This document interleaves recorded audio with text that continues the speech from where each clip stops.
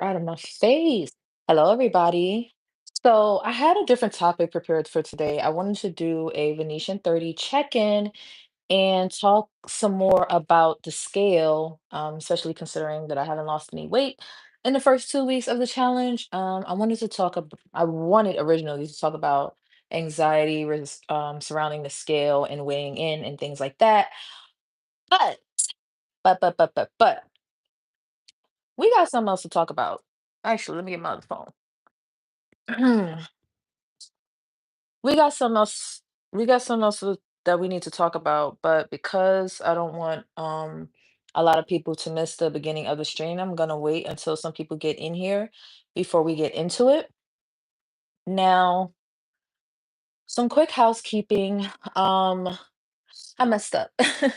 Oh, if you're on the playback, just go ahead and skip to the portion of the video that you want to watch. Check the description for some timestamps. No, check the comments for some timestamps. Okay, so some quick housekeeping. Y'all, I messed up.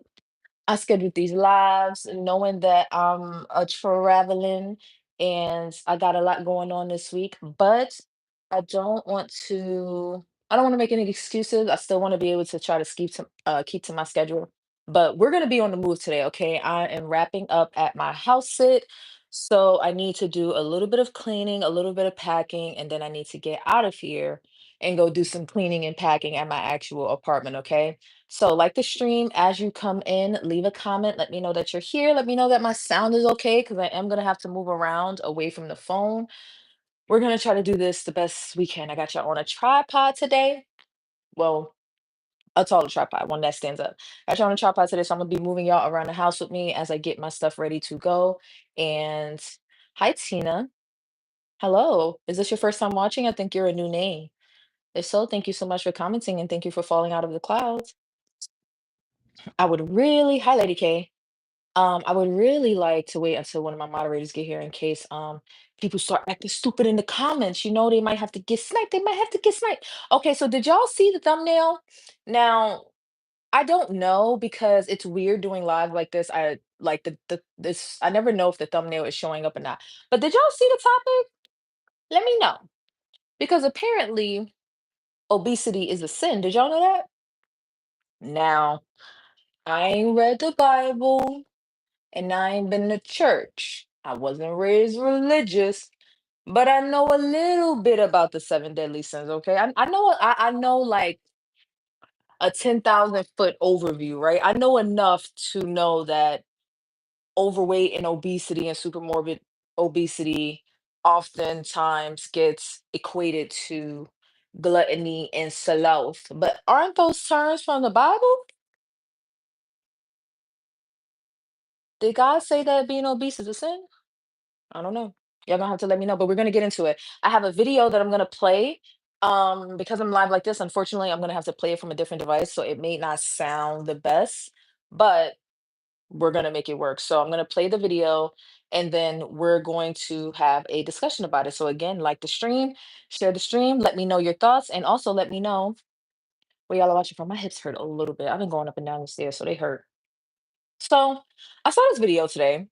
It got recommended to me by YouTube. I don't know why YouTube think. I watched one video about some people talking bad about Ozempic, and now YouTube seems to think that I want these kind of people in my algorithm, and I want them to keep coming my way. Like they think I want to see this content for some reason, and I'm like, no, I don't. But I happen to see a video get recommended to me, and the title of the video is "Why Ozempic Will Crash and Burn." And in his thumbnail he has it's gonna backfire. If I show you this, there's no good way for me to show this to you. But yeah, this is it. I don't know. That's probably not a good way to do that. But if anybody wants to watch it, I'm gonna play it. But if anybody wants to watch it, then I'll go ahead and I'll share it in the comments. Just let me know. All right, so I'm gonna play the video. How is my sound? I'm gonna play the video once. Oh, walking into the table. I'm gonna play the video once, and then we're gonna have a talk about it.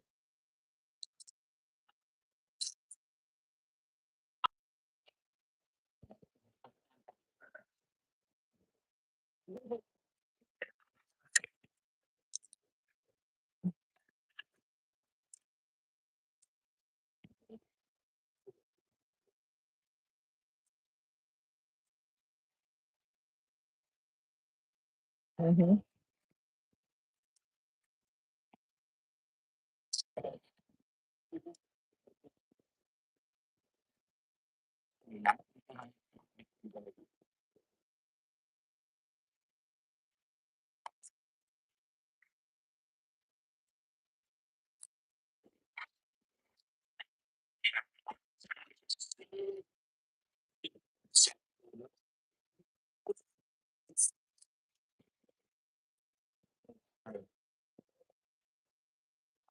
So the sound is not good?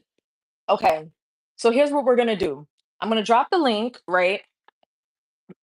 Actually, I'm gonna play it. You know what? Let me do this. Hold on. Let me take my AirPod out. Let me just do that real quick. That. It's probably because it's my AirPod has good noise cancellation on it. Okay. Hi everyone, How's Dr. this? Sunil Dand, medical doctor. Welcome to another video. Let's talk about GLP-1 drugs like Ozempic. Was that better? Hi, Teddy. Teddy, where's your wrench? I thought I made you a mod today. Okay. For weight loss. I'm going to say something here that I'm perfectly comfortable being on record. I believe that the mass prescribing of GLP-1 drugs for weight loss is going to be one of the biggest mistakes the medical profession has ever made. Let me expand on that. Now, am I saying GLP-1 drugs are dangerous and people don't take them and experience some benefits? I'm not saying that. They've been used for type 2 diabetes for some time. My issue is that right now, from what I'm seeing and hearing, they are being dished out like absolute candy. And I don't think the medical profession, which is so absolutely obsessed, their minds are all about big pharma solutions to problems, have thought this through. And I'm going to be very clear about this. There are no shortcuts in health. There's no shortcut to a poor lifestyle. Our bodies are simply too smart. They cannot be tricked. I repeat, we cannot trick our bodies for very long. At best, drugs like Ozempic are band-aids to help potentially move people in the right direction. Even that, I have issues with. I've never prescribed and I never will prescribe this medication for weight loss. We've already seen some well-documented side effects, and I believe that we're going to see more side effects over time. And the statistics are right there. Most people who start this don't continue it for a year or beyond. It's very difficult to continue because the core foundational principle of what we're doing is wrong. And I'm going to impart this one thought on you. When has it ever, and I mean ever, been a good time to inject huge swathes of the population with a hormone-like substance? Because that's exactly what is happening right now. And the use of these drugs is expanding. People receiving these drugs are getting younger and younger. There's a school of thought among pediatric associations in America that this drug, this injection, should be given to more teenagers. I mean, we are asking for trouble. And by all means, save this video for 10 years' time. God willing, in 10 years' time, I can look back on it and say, yes, there you go. Because we've seen these movements throughout history, especially the last 60, 70 years. The medical establishment jumps on a bandwagon with no thought whatsoever with what they're really doing here. And there are no shortcuts in health and well-being. You can get a temporary fix for a very small amount of time, but the human body is simply far too smart. The problem is the food environment, people not moving enough, and a rotten culture which encourages excess. Until we address that, we're simply applying small band-aids and we are subjecting millions of people potentially to problems down the line. There's no crystal ball, but I'm very concerned indeed, because I believe my duty as a doctor is to stand up for what I believe is the truth, stand up to insanity when I think something is happening which doesn't make sense, especially when it's being initiated and promoted by doctors. Damn right, I'm going to completely stand up, even if that means being away from the crowd, because there are lots of medical professionals out there who think that these medications are the best thing since sliced bread. They are absolutely not. There is a reason why societies didn't need these medications at all, up until very recently. Even 20 years ago, things were very different. The world has gone completely nuts, especially in the last 5 years. So watch this space. My own prediction is we're going to see more and more issues arising and people realizing that the needle isn't heading in the right direction at all because there's a fundamental cultural problem why rates of obesity are going through the roof. And until we address that, nothing is going to improve. And it's so funny, all of these reports you see in the mainstream media about the amazing effects of these medications, the benefit for physical health, all these different medical conditions, mental health conditions, etc. It's simply the fact that people are not eating in excess and not consuming garbage along the way, which is pro-inflammatory.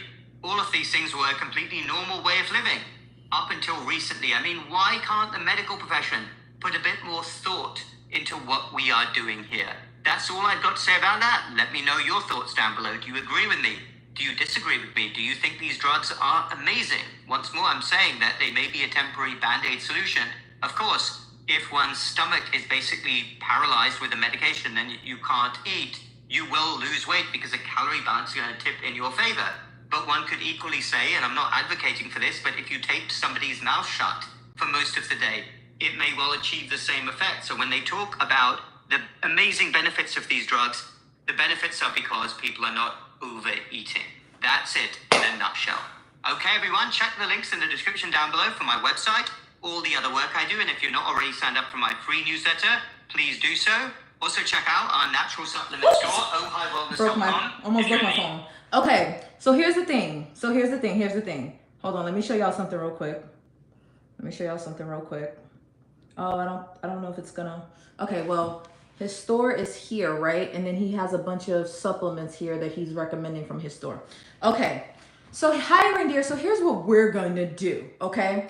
I'm going to play this back, right? I wanted to play it the full time through without my own context. Well, not context, but without my own point of view so that people can, I don't want to taint anybody's point of view, right? So y'all really quickly that were listening, let me know what you thought, what your first impression is, and then I'm going to break this down because I think at first listen, it sounds pretty harmless, but the way my brain works, I feel like I heard something different from what the average person would hear or what people would normally hear, okay?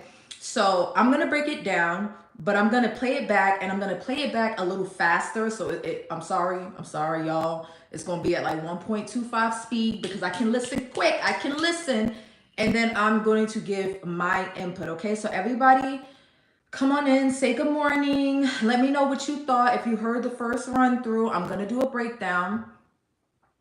And hit the like. The topic is obesity being a sin. Please behave yourself in the chat or I will turn the, how do I sound? Or I will have to turn the chat onto subscribers only. And like I said, if you missed it in the beginning, I'm gonna be moving around as I wrap up my house sit. So I'm gonna be moving. I'm gonna be taking y'all around with me in the house. And yes, I do have permission to film in these people's house. There are no rooms that are off limit, but I'm gonna not go into their master bedroom. Okay.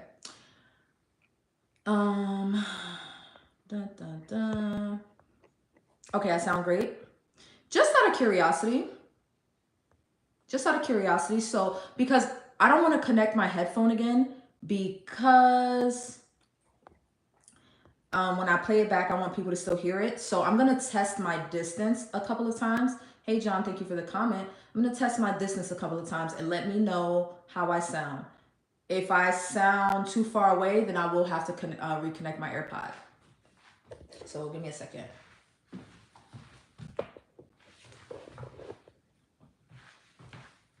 How do I sound? Do I sound too far away?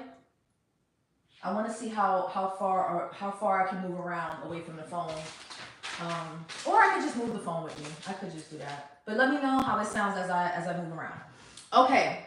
So y'all let me know. I sound too far away? Okay. So y'all let me know. I'm going to just move the phone with me then. and let me know how that works out. If it doesn't work out, I will just reconnect my AirPod, leave the phone stationary, and then I'll move around. I sound too far. Okay. All right, cool. So let me move the phone around with me. Hold on. Let me make sure the mic is clear. All right. Let's do this. Okay. All right. So let me get into my breakdown real quick, and y'all give me y'all opinions. Let me know what y'all thought about that first run through. Right. I'm gonna run it back, but I'm gonna speed it up because the more important part will be my commentary, and then if people want to go back and listen to it themselves for a different perspective or full context, then you can do that. No, I don't. I mean, I have my headphones. These are wireless, but then y'all won't be able to hear the video. So now that I've played it, is it more important for y'all to hear me or the video? Let me know. Or both. Let me know. Because I can reconnect. I can reconnect my AirPod. Reindeer gave y'all a warning. I ain't got none control over what them people do. Teddy, if you're still here, I made you a moderator for doing your homework and going to watch the video in advance. Oh yeah, no, that's fine.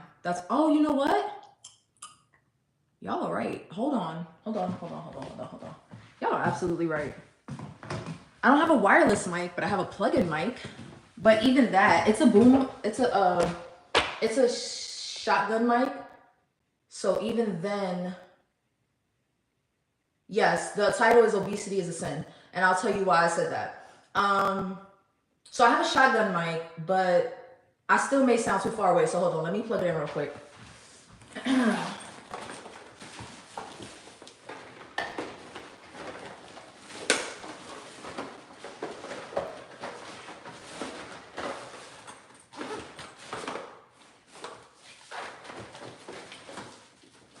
If I can find it. Okay, never mind. I can't find it. I don't know what I did with it. Okay. All right. So we're just going to try it like this. And if something goes wrong, then I'll reconnect the headset. Okay. Just keep letting me know how I sound. So Agbula, is that how you say it? Steven? I have a mic that I can plug in, but I don't know what I did with it. Either way, I don't think that will work. I don't think that the range is very good. Okay, so let's do this real quick. Let's do this real quick.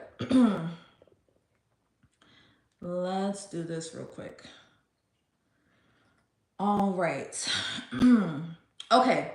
So I'm gonna go out. I'm gonna start by saying, because I didn't want to taint the perspective or the video or share my bias in advance. That's why I played it the first time through. And if you haven't heard it the first time through, I am gonna play it again. I'm just gonna play it at a faster speed. But if you really want to, you can leave the video, go watch it, and come back. But I don't recommend it. Y'all gotta stay here with me. Okay, so the reason that I titled this "Obesity is a Sin," right? I'm being a bit facetious, okay? Now, here's my logic behind this, okay? The only reason sinning and sins and God is even coming up is because he invoked it, right?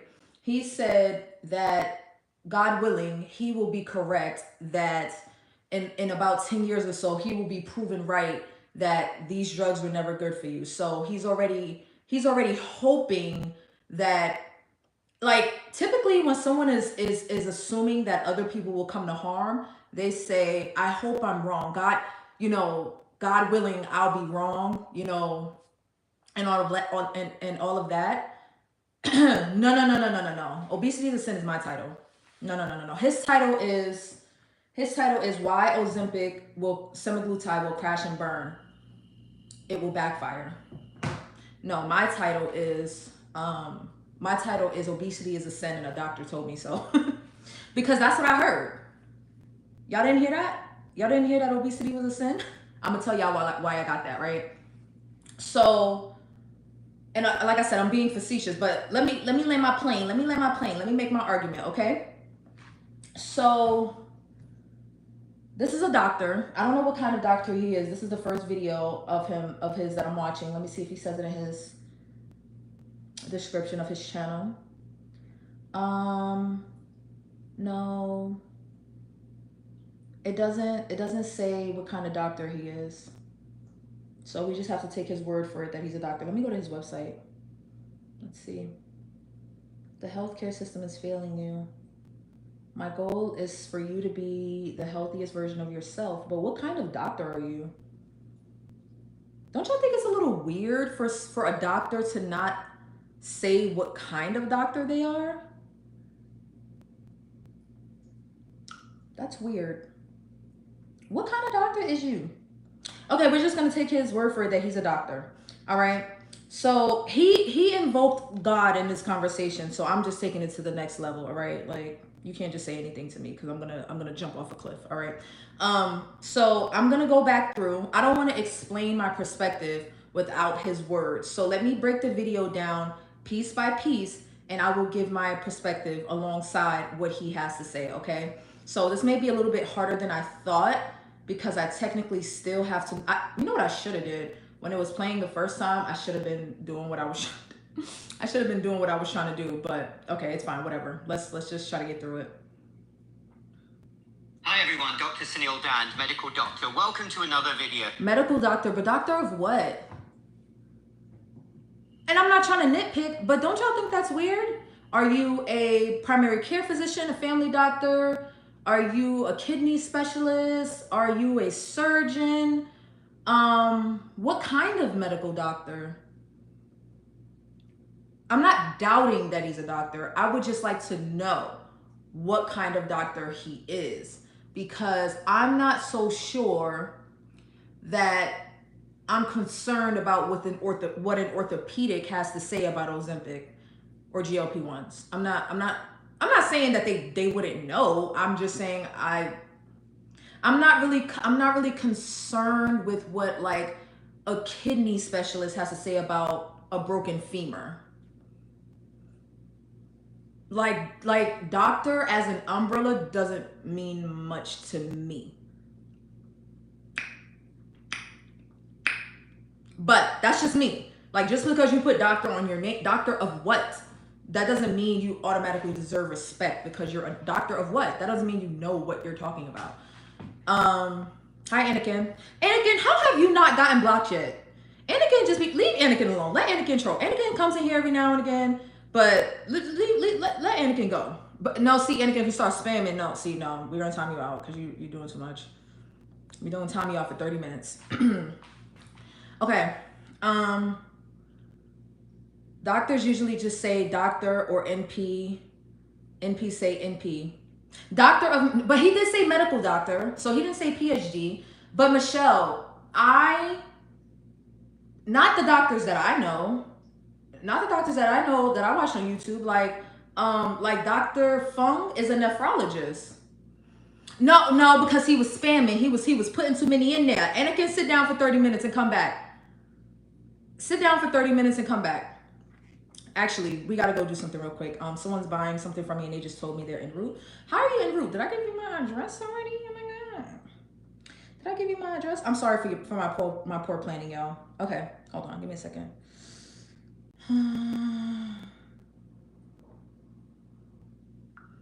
Hold on. Yeah. Okay. Let's see if my boyfriend can save me. Let's see. Probably not.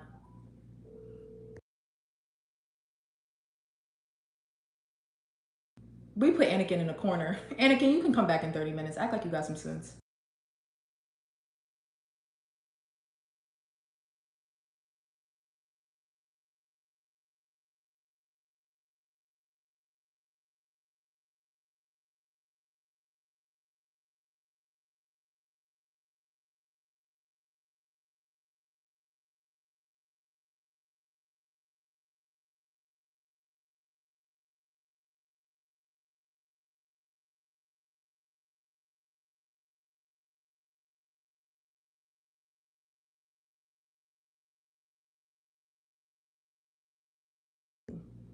Oops.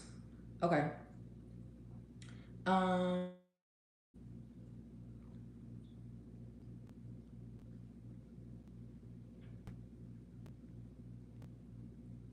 Okay.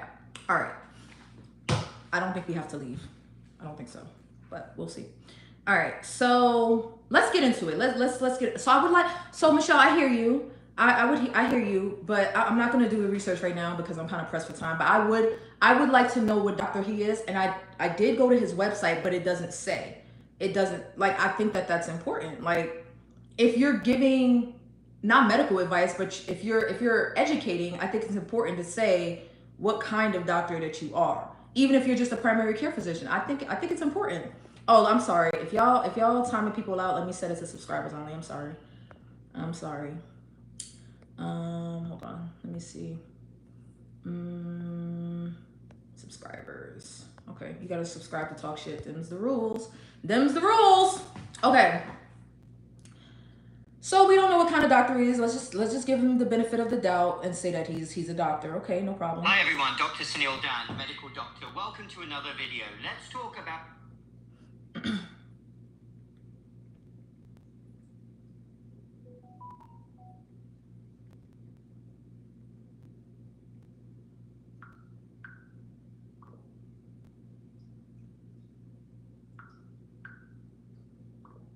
Okay.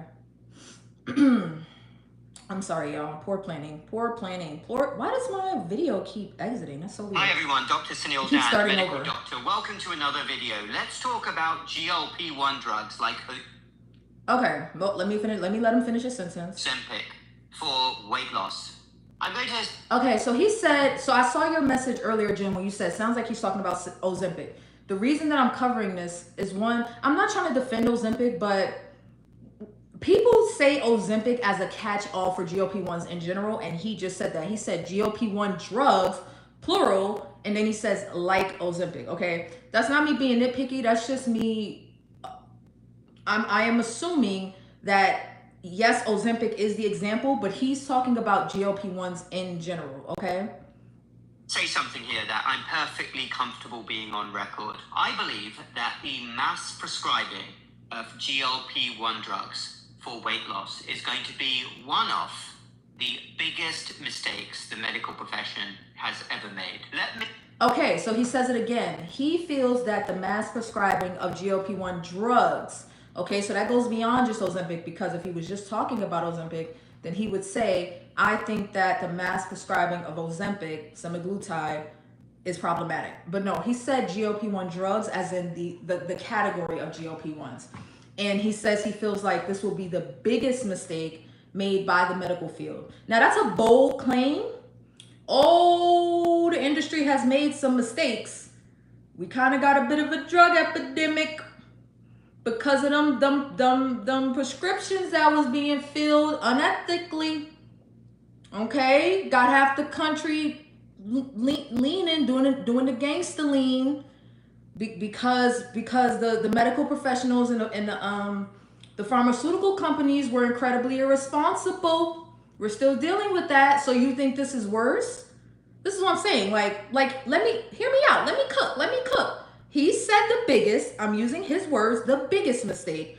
No, I think the drug epidemic is the biggest mistake, but let me hear him out. Let me hear him out. This is a big claim. Expand on that. Now, am I saying GLP-1 drugs are dangerous and people don't take them and experience some benefits? I'm not saying that. They've been used... He doesn't think they're dangerous. I would say opioids are dangerous. Not that there's a comparison, so let me not get off on the whole opioid train, okay? Let me not get off on that tangent, all right? I've already made my point with that. But he's already started out by saying, one, this is the biggest mistake that the medical field, or this will be proven to be the biggest mistake that the medical field has made from irresponsible prescribing, but he doesn't think they're dangerous. He's not saying that they're dangerous. He just said that. Okay. For type 2 diabetes for some time. Now, am I saying GLP-1 drugs are dangerous and people don't take them and experience some benefits? I'm not saying that. They've been used for type 2 diabetes for some time. Now, from this point on, keep this in context for the rest of the video, because again, he starts out by saying it's the biggest mistake. Then he says, well, am I saying they're dangerous and people don't get benefits? No, I'm not saying that. They have been used for diabetics for some time. Okay? They have been used by diabetics for some time. So, realistically speaking, that does mean that moving forward for the rest of the video, what he's saying applies to diabetics too, correct? This is about the medication. So whatever he says from this point forward, this warning applies to diabetics as well. Yes? If you disagree, let me know.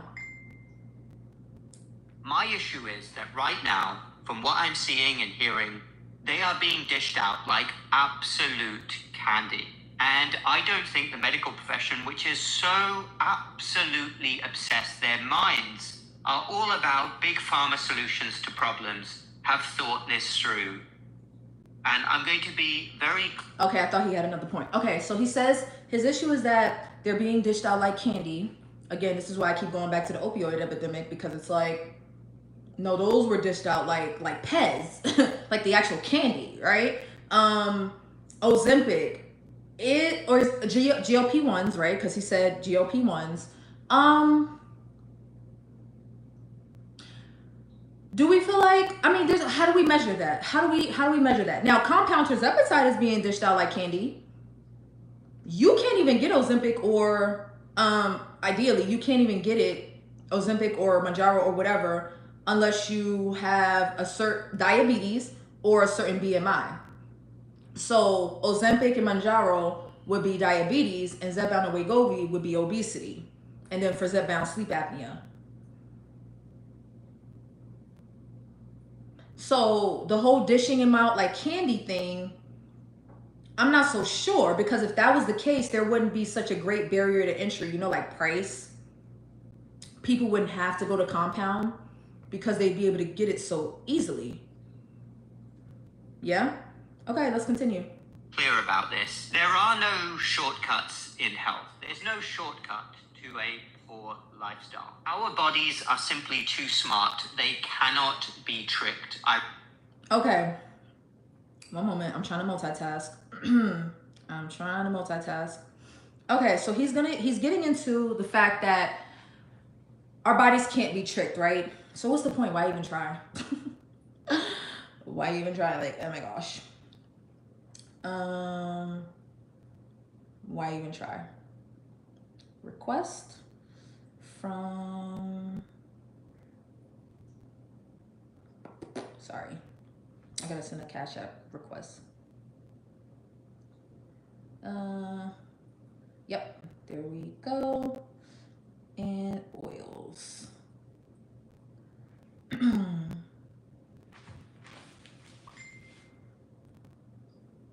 Okay.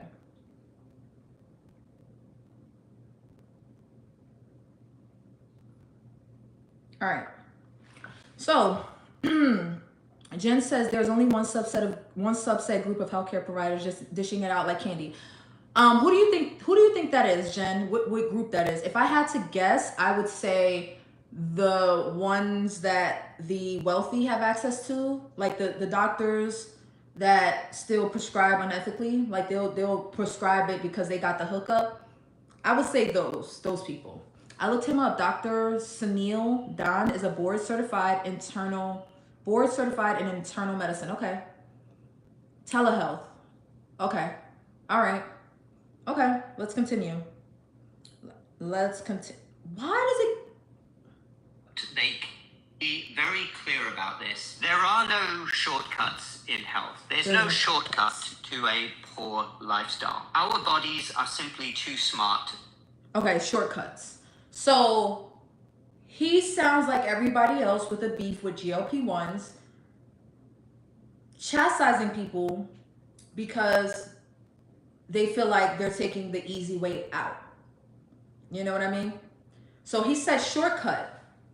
He did say shortcut. Are GLP-1s a shortcut to weight loss? Sure, why not? I mean, yes and no. Y'all know how we feel over here, where we talk about the struggles that we go through. We got to work very, very freaking hard despite being on a GLP-1. Like, all of these people that talk about it being so easy, like I said, those must be people that just don't eat. Like they just gave up on eating and then they got super skinny and we're happy with that. Okay, fine, be happy with that. But when you're actually trying to do things the correct way, is it a shortcut? Like, does it cut out on the struggle? I would say yes. That's exactly what he's saying, Reindeer. He's basically saying it's cheating. That's essentially what he's saying. That's essentially what he's saying. So I'm trying to establish that there's a bias here. Even as a doctor, there is a bias here, right? Because the needs and the interests of the patient should be what comes first. But he has a preconceived bias about weight loss and obesity or overweight or obesity, because not everybody's obese, right? Okay. They cannot be tricked. I repeat, we cannot trick our bodies for very long. At best, drugs like Ozempic are band-aids to help potentially move people in the right direction. Even aren't blood pressure medications band-aids to potentially move people in the right direction?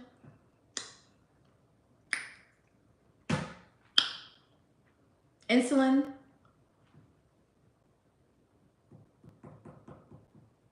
Aren't all medications band-aids to move pain meds? Band-aids to move people, potentially move people in the right direction? Doesn't that apply to all medications? Do we know of any cures? Anybody? Do we know like for things that people go through on a regular basis, like a common cold? We do know that there's no cure to that, right? And that the medications that people take for the common cold are just symptoms, suppressants for the symptoms. We know that. Okay. What about the flu? Do we have a cure for the flu? Do we have a cure for that? Cancer? Chemo. Is chemo a cure? Diabetes. Do we have a cure for it? We can reverse it with with healthy lifestyle changes. The gag about this is he's trying to exclude the diabetics from this, like saying, yeah, we know they've been used for diabetes for a long time, but that's not what we're talking about here. Well, I mean, if diabetics can get help with their diabetes, why can't overweight people get help with their weight if the same medication does both things?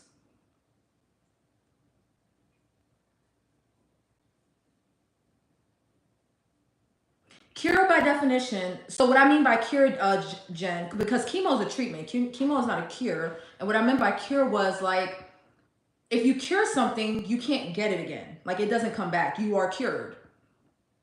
We don't have many cures. Like we don't have many cures for things. I think syphilis may be one. I think we can cure syphilis, but don't go out there getting syphilis, y'all. I'm not sure. Don't go get syphilis. But there's a couple. Is it gonorrhea? It's one of the STDs we can cure. I forget which one it is. Yeah, that's the closest we got right now, Jen. That's the closest we got. So, but I said that to say these are all band-aids, right? These are all just treatments. That's all it is. You know how many people go, and if anybody is suffering with not suffering, but if anybody's going through chemo right now, you have my empathy. But I'm just saying that there are people that go through chemo and get cancer again. There are people that get the flu shot and still get the flu. So all I'm saying is that these are just treatment options. That's all they are. And some are better than others. That I have issues with. I've never prescribed and I never will prescribe this medication for weight loss. Why not? I'm not saying he has to, but there's plenty of doctors that won't prescribe Ozempic or Mounjaro or Zepbound or Wegovy. I'm just curious as to why. Let's see if he tells us why he won't prescribe it, right? Because so far, he hasn't told us what's so wrong with GLP-1s. All he's told us is yes for diabetics and no for weight loss. He hasn't really told us. He hasn't really told us what the actual problem is. So let's see if he gets into it. Already seen some well-documented side effects, and I believe that we're going to see more side effects over time. And the statistics are right there. Most people who start this don't continue. Whoa, wait. Hold on. Get into the side effects. Don't just skip past that. He said there are some well-documented side effects, which there are, and that he expects to see more side effects. Which ones? Which ones do you plan to see? Which ones do we already have? What are the statistics on those side effects? Because people love to point to the thyroid cancer. What are the statistics? What is the likelihood? And what are the ones that you still plan to see in the future? Don't just skip over that. Get into that. Meds are meant to be cure. Meds aren't meant to cure. That's how they say in business. Exactly. Hi, Delilah. Teddy says a lot of people have the mindset that GLP-1s are cheating. It is only a tool, just like a treadmill. Absolutely. Reindeer says I would hate for him to be my doctor, especially with me being overweight. Let's continue, Reindeer. Do it for a year or beyond. It's very difficult to actually move people in the right direction. Even that, I have issues with. I've never prescribed, and I didn't even realize he said that. He said that even though this could be used as a method to move people in the right direction, he still has a problem with that, and he would never prescribe it. There's a bias here. He got beef. But let's continue on. Will prescribe this medication for weight loss. We've already seen some well-documented side effects, and I believe that we're going to see more side effects over time. And the statistics are right there. Most people who start this don't continue it for a year or beyond. It's very difficult to continue because the core foundational principle of what we're doing is wrong. And I'm going to impart this one thought. He just said the core principle of what we're doing is wrong. And he meant we, as in, I guess, doctors.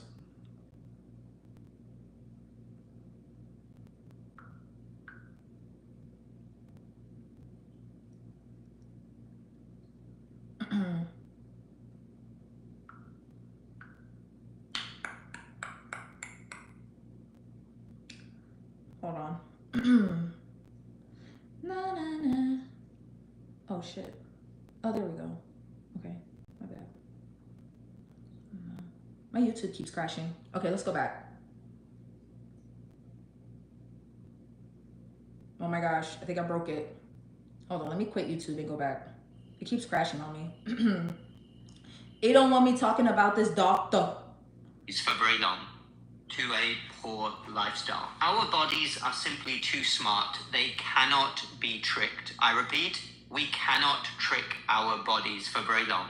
At best, drugs like Ozempic are band-aids to help potentially move people in the right direction. Even that, I have issues with. I've never prescribed, and I never will prescribe, this medication for weight loss. We've already seen some well-documented side effects, and I believe that we're going to see more side effects over time. And the statistics are right there. Most people who start this don't continue it for a year or beyond. It's very difficult to continue because the core foundational principle of what we're doing is wrong. And I'm going to... The core foundational principle of what we're doing is wrong. He thinks it's wrong to help obese people with medication. Do y'all think I'm reaching? Do I need to play it again? He said he has a problem with this. He said the core foundational principle. The core foundational principle, the principle of what we're doing is wrong. Helping overweight people with a medication proven to work is wrong?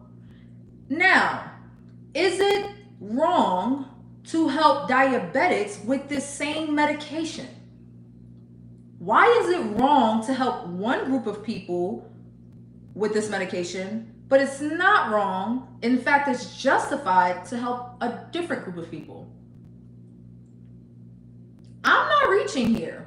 He's treating this as if it's a freaking sin. We're gonna get into it more. That ain't it. Like, that ain't the only reason why I said obesity is a sin. But he's I feel like this is where he starts to get into like saying it without saying it, right? Like he'll never use the word sin in his video. He does use God, but he'll never use the word sin. But I'm listening between the lines. And he said, principally, to our core, this is wrong. Let's continue. Part this one thought on you. When has it ever, and I mean ever, been a good time to inject huge swathes of the population with a hormone-like substance? Because that's exactly what is happening right now. And okay. Y'all ready for the answer? Did y'all hear him? Did y'all hear him? Let me play it back. It's very difficult to continue because the core foundational principle of what we're doing is wrong. And I'm going to impart this one thought on you. When has it ever, and I mean ever, been a good time to inject... Oh, I'm sorry. I stopped it too early. Hold on. When has it ever been a good time to inject what? Huge swathes of the population with a hormone-like substance, because that's... Stop. Hard stop. Hard stop. Hard stop. Who wants to get the answer? If someone without a wrench gets the answer, I'll make you a moderator. It could be your first time here. Now, because if you act up, I could just remove it, so I don't care. He asked the question, when has it ever been okay to inject huge portions of the population with a hormone-like substance? When has that ever been okay? If anybody gets the answer, I'll make you a moderator. I'll make you a moderator. I'll give y'all a couple. Nope, not COVID. Nope. Hormone-like. Think about it. Think about it. I gotta wipe this counter off anyway, so y'all got some time. Think about it. Specifically, that's the part, because he specified hormone-like. Because his point is, we're injecting a large portion of the population with this hormone-like substance, which is true. Well, I don't know about a large portion of the population. I don't even think half the country is on a GLP-1 yet. But nevertheless, what other hormone-like substance has a large portion of the population for many, many years been injected with? This is why I was questioning like, what kind of doctor is he? Because I was getting like, I wasn't doubting that he was a doctor, but it was like, HRT is a good answer, but there's one better than that. Because HRT is kind of niche and not everybody has access to it. There's one better, Reindeer. There's a better answer.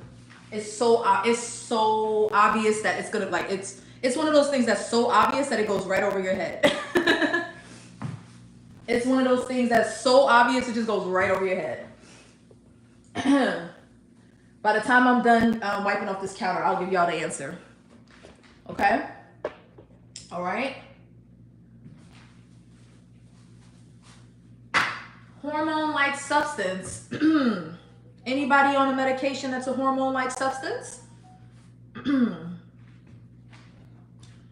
did I put the other phone at fast? Oh, it's right here.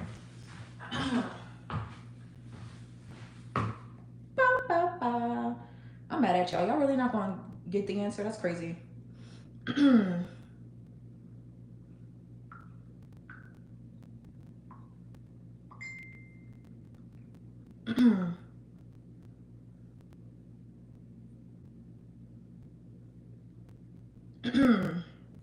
My bad, y'all.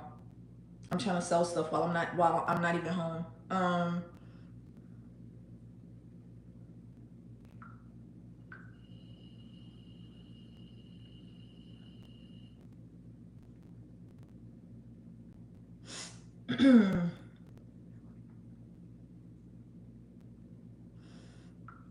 One more message.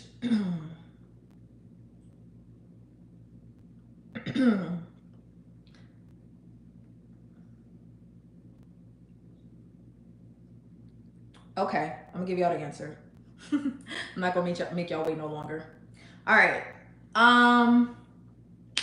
People take HRT all the time, both men and women. Birth control is a great answer. Birth control is that's a good answer. But that's not what I was thinking.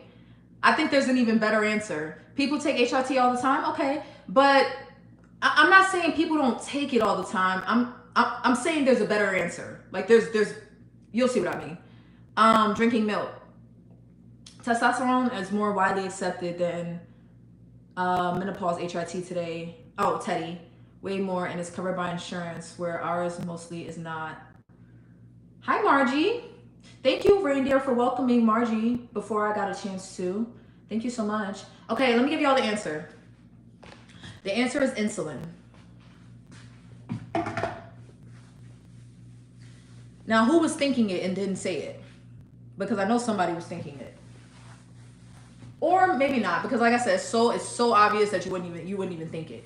You wouldn't even, it would go right over here. You wouldn't even think about it. The answer is insulin.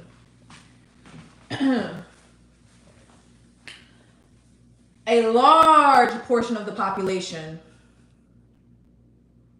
is on insulin. Large portion of the population. More so than Ozempic and other GLP-1s. Insulin. Now do y'all see how goofy his statement was? He was so confident. He was so confident. He was so confident. Now with insulin in mind, let me replay his statement and hear how ridiculous it sounds. Because he's super confident. He's super confident. Let me play it again. Let me play it again. I'm gonna go all the way back. We're gonna hear full context. Or beyond, it's very difficult to continue because the core foundational principle of what we're doing is wrong. And I'm going to impart this one thought on you. When has it ever, and I mean ever, been a good time to inject huge swathes of the population with a hormone-like substance? Because that's exactly what is happening right now. No, that's been happening since the discovery of insulin in what, like 1900 and something or other? When was insulin discovered? Let's see. 1920, 100 years. 1921, 100 years, sir, doctor, sir. Now, I ain't no genius. That's why we have the Googles.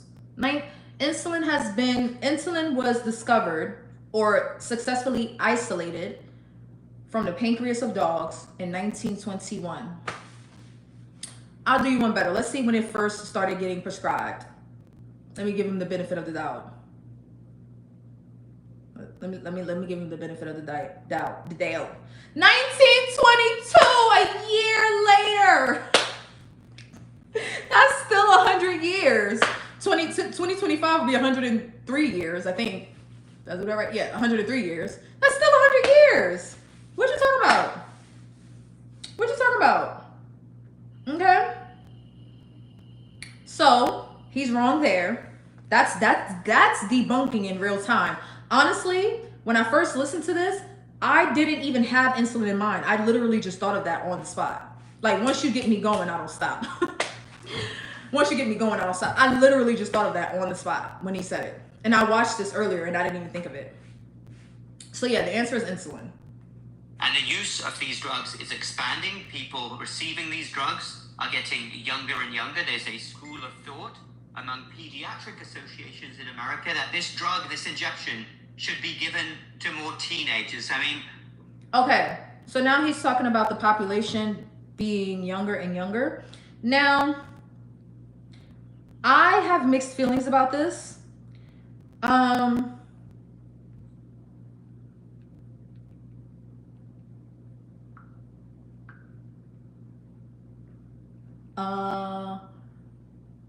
1 p.m. I forgot I have PT today, so I gotta hustle. I just needed to hold on. Okay. Did I leave him a comment about insulin? No, I didn't say anything. Everybody in his comments were, oh, y'all, I should read the comments too. Everybody in his comments were super confident too. They just knew they was right about everything. But I didn't leave a comment. There's a lot of them, so I didn't expect that he would see it. But maybe I'll go back and leave it. Okay, so the thing about, now this is where the pharmaceutical companies and the medical field takes an L. Because the second a pharmaceutical company realizes that something works, or even if it kind of sort of halfway works, like a statin, then they start wanting everybody to be on it. And it is up to the medical field to say, no, that is between us and our patients, but they don't do that because they're bought and paid for. Okay? So here, I don't know how true what he's saying is, but it's not far-fetched to think that they know they're sitting on a gold mine Therefore, they want as many people on it as possible, including children. I haven't heard that, but I can see that being true. I can see that being true. Most definitely.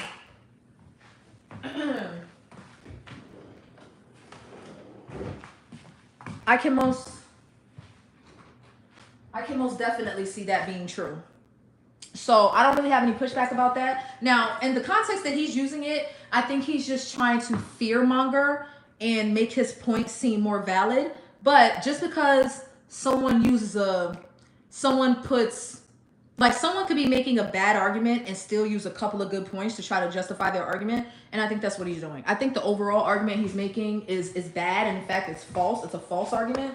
But the thing about the kids, I think it's just a fear. I'm trying to get back close to the mic. I think it's just a fear mongering tactic. Although it may be true, I don't know. Although it may be true, I think he's just saying that to scare people. We are asking for trouble, and by all means, save this video for 10 years' time. Okay. God willing, in 10 years' time, I can look back on it and say, yes, there you go. God willing, I can look back, right, in 10 years' time and say, look at that. So he wants to be proven right. He wants people to fail, not the diabetics. He wants the fat people to fail. He wants the fat people to have all the negative side effects. He wants the fat people to have all the consequences because he's pro this medication for diabetics. He's pro this medication for diabetics. But when it comes to everybody else, no, he wants to be proven right in the next 10 years that this was all a bad idea.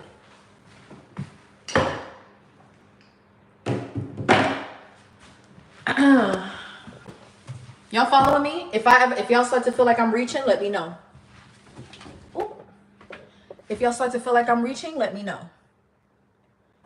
If you feel like I'm making a bad point, let me know. Okay? All right? I gotta pack my computer away. Hi, Jazz. Doctors are usually very cocky about their ideas and thoughts as if they are dipped in gold. Oh, you were prescribed birth control for menstrual control? 10 is young. I don't know about that. Why would you need to control your menstrual when it's coming on naturally at 10? Tell me more if you want to. I don't know. I'm not really sure why you would need to control that. That's just nature taking its course. Because we've seen these movements throughout history, especially the last 60, 70 years. The medical establishment jumps on a bandwagon with no thought whatsoever. Now, this is true. I had this concern with, hold on, let me connect my AirPod real quick because I'm definitely going to move away from the phone.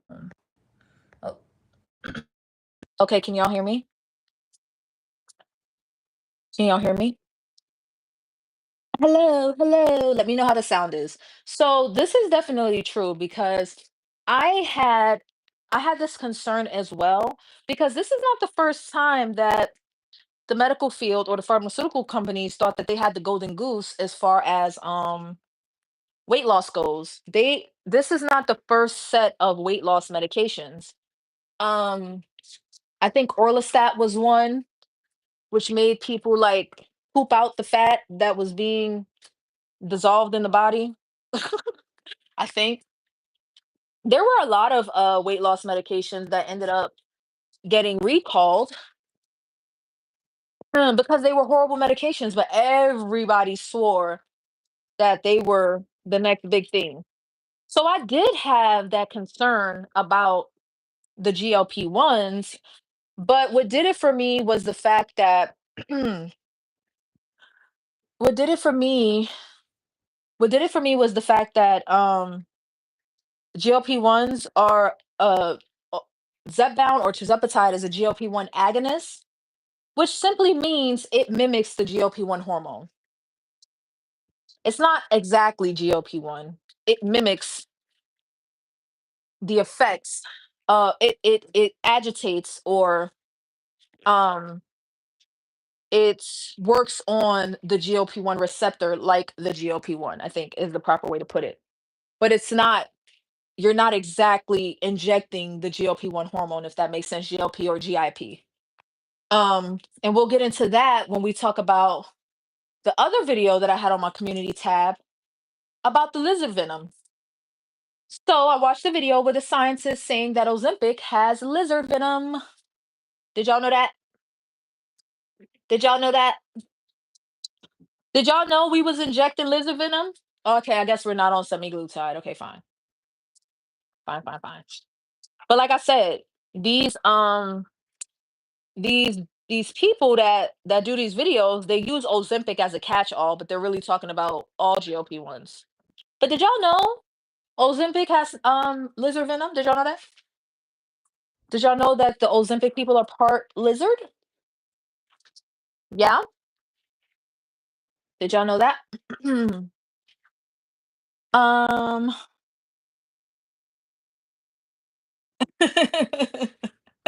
Did y'all know that? Yeah, lizard venom. Hmm.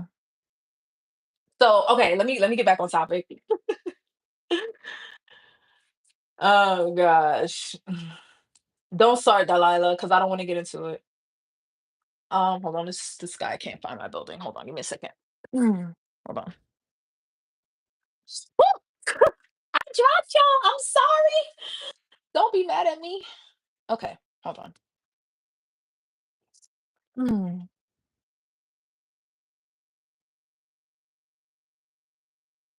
Oh shit, hold on.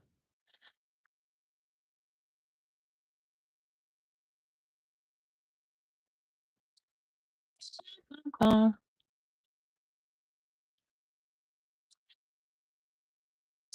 my bad. I'm trying to sell something and still can't find my building. I should have been home, but I didn't think he was gonna come so fast. Wow, pause. That was inappropriate, Vanity. Yeah, Delilah, don't start down that rabbit hole. We're gonna get into it. We're gonna get into it. We're gonna get into it when we review the video. The reason I'm making a joke about it is because you see how Reindeer laughed? Because without context, it does sound goofy. And in the video, she didn't provide any context. She didn't provide any context. So we're just gonna go with we're not gonna make it make sense. We're just gonna go with lizard venom. And then when we do the video, when we do the breakdown, then we'll get into it. Um, Let me send him a voice note. Once you come through the gate, it's the first building on your left. Building 11.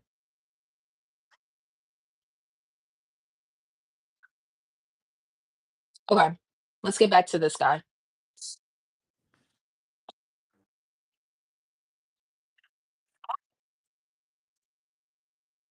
He said it again. There are no shortcuts. Who is he talking? Is he talking to the diabetics? I'm sorry, diabetics. There are no shortcuts, so throw your GLP-1s away.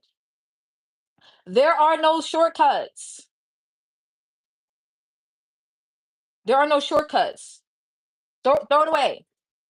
Throw it away. But you see how he's talking to the fat people and not the diabetics, right? It shouldn't be a versus. It shouldn't be like, it shouldn't be this division. The medication works for both groups of people. And sometimes they are the same group of people. Sometimes the diabetics are the overweight people. Sometimes the overweight people have diabetes. That's what doesn't make sense about this. So you're telling me, right? You're telling me. So let's say we have a diabetic that's 300 pounds and they take Ozempic for their diabetes. Think about this now, y'all. Should they be concerned because they're going to lose weight? Should they be concerned about all of these? Well, he didn't even tell us the negative side effects yet. I'm still waiting to hear it. But should they be concerned? Should the 300-pound diabetic not take Ozempic because they're 300 pounds and it's fundamentally wrong to take medication for weight loss? But if they take the same medication for their diabetes, then it's fine. You see why this makes no sense? He never addresses that they could be one and the same person. He automatically assumes that the diabetics and the overweight people are two different groups of people. Yeah, that's true to some extent. I don't have type 2 diabetes or type 1. But it's like, what if they're the same person? What if they're the same person? Hmm. Yeah. We didn't talk about that. Okay.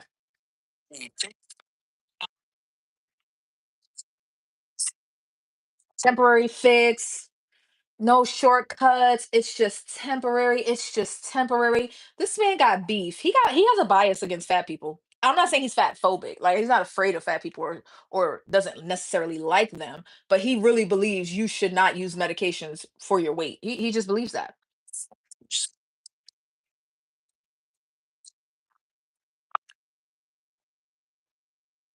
Well, rotten culture starting to come out a little bit. He's starting to show his colors a little bit. Yeah, yeah, I'd say it's a bit rotten.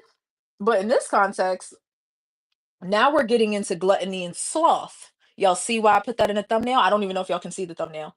But for those that see it, this is why I put that in there. This is why I put that in there. Because without saying it, he's describing gluttony and sloth. Oh, you don't move enough. Oh, you eat too much. Fundamentally, that's wrong. Fundamentally, that's a sin. Fundamentally, that's what I'm hearing. Now, does he say it's a sin? No. I'm being facetious with the description, but that's what I'm hearing. That's what I'm hearing. Excess. That's gluttony. That's gluttony. And when he talked about the lack of movement, that's sloth. But he's talking about it not in the sense of like, oh, you should move your body more because it's good for you. Oh, we should work on having a better diet. No, no, no, no, no, no, no. Eat less, move more. Gluttony and sloth. Gluttony and sloth. You eat too much and you don't move enough. The attitude is different.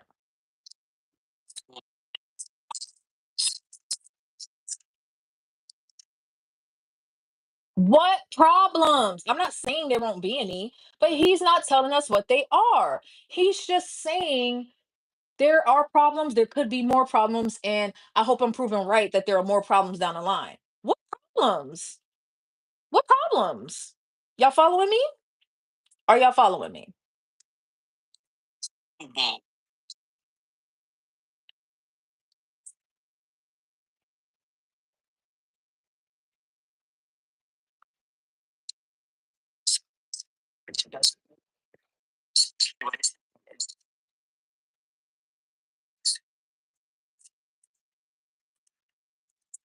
Oh, y'all can't hear it? Oh, I forgot I put my headphones back on. I'm sorry. There we go. Okay, so let me go back a little bit. Let me see if this dude found his way. I think Odysseus is getting annoyed with me. Let me go back a little bit.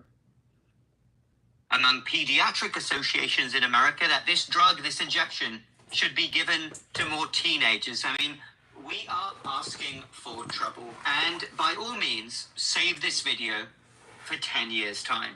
God willing, in 10 years' time, I can look back on it and say, yes, there you go.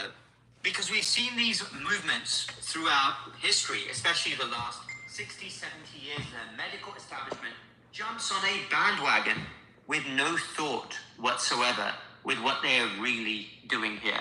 And Can y'all hear him now? My bad. I had the headphones connected again, so I went back.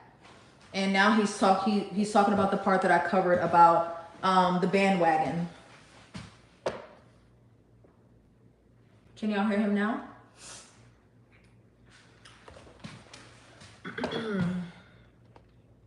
Let me know. I don't want to continue until I confirm y'all can hear. Leave me a comment. I'm trying to do all of this with one hand. One hand free. Hold on, let me turn off the camera real quick.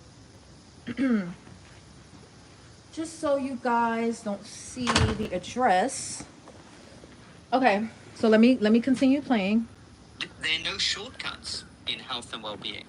You could get a temporary fix for a very small amount of time, but the human body is simply far too smart. The problem is the food environment, people not moving enough, and a rotten culture which encourages excess. Until we address that, we're simply... Okay, so he's talking about the rotten culture that encourages success, and that was the part that you guys couldn't hear where I was talking, where when I say gluttony and sloth, he starts getting into the fact that people don't move enough, and the fact that people essentially eat too much. And that's what I'm equating to the gluttony and sloth. He doesn't say gluttony and sloth.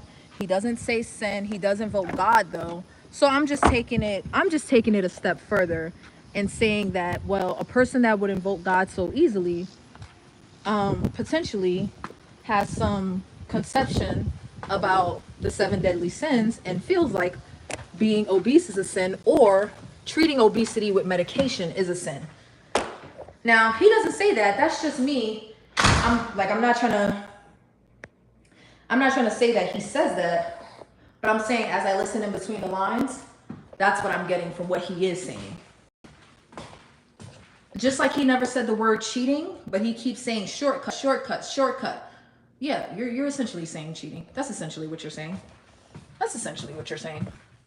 So I'm being a bit facetious with the whole sin part, but considering that he's not even making the best argument. Like, he could be making a better argument if this is really how he feels, which I think it is. But he's making a feelings-based argument as a doctor. He's making a feelings-based argument as a doctor, and then invokes God and says he hopes he's right about people having negative side effects. You know? You know? So I'm just saying. It ain't me. I ain't proud. I ain't lying on this man.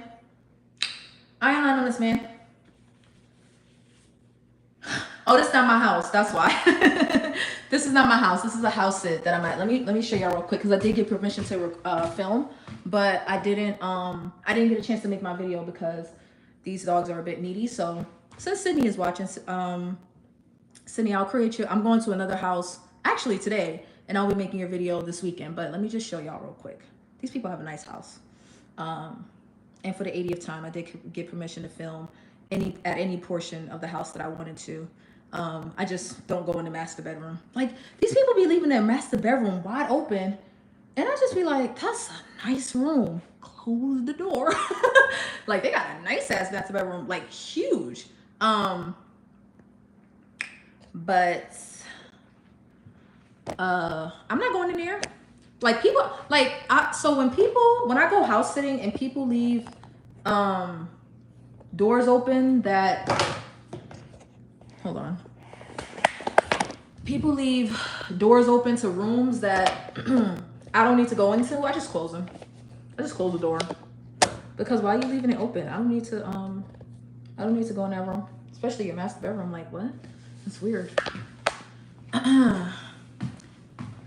But they have a nice huge house. I love a good kitchen. Like, I'm not gonna lie, like, it's so goofy, but for those that have heard me talk about house sitting, if you ever wondered like how I choose my house sit, how nice is your kitchen? I'm not bullshitting. How nice is your kitchen? I'm not going upstairs because my hips hurt and the dog's already put away. This is my room on the first floor. It's nice to have a room on the first floor. That way I don't gotta climb the stairs every goddamn day. And then this is my room. Typically I would strip the bed when I leave, but they told me to leave it. And I guess it's probably because they don't plan to have another house sitter for a while. So they don't want to do the laundry yet. I don't know why, but they told me to leave it, so I'm gonna leave it. And that's pretty much it. Sorry for the segue for people that were not concerned with my house sitting shenanigans. All right, so let's do, okay, no, I gotta put y'all back down for a second. And we're gonna continue getting into Mr. There Are No Shortcuts. There are no shortcuts. Ugh. A little louder for those in the back. There are no shortcuts. There are no shortcuts. I wish this was my house. I would invite all y'all over for a party, a GLP1 party where we mind our GLP1 business. Okay? All right? The problem is the food environment, people not moving enough, and a rotten culture. which encourages excess. Until we address that, we're simply applying small band-aids, and we are subjecting millions of people potentially to problems down the line. What problems? Crystal ball, but that's what I was talking about. He said we're potentially subjecting millions of people to problems down the line. But what problems? He's not saying what problems. I'm very concerned indeed, because I believe my duty as a doctor is to stand up for what I believe is the truth, stand up to insanity when I think something is happening which doesn't make sense, especially when it's being initiated and promoted by doctors. Damn. You're right, I didn't, Sydney. Hold on, sidebar again. So now I have to go up the stairs. Oh my gosh. So they're put away in the laundry room.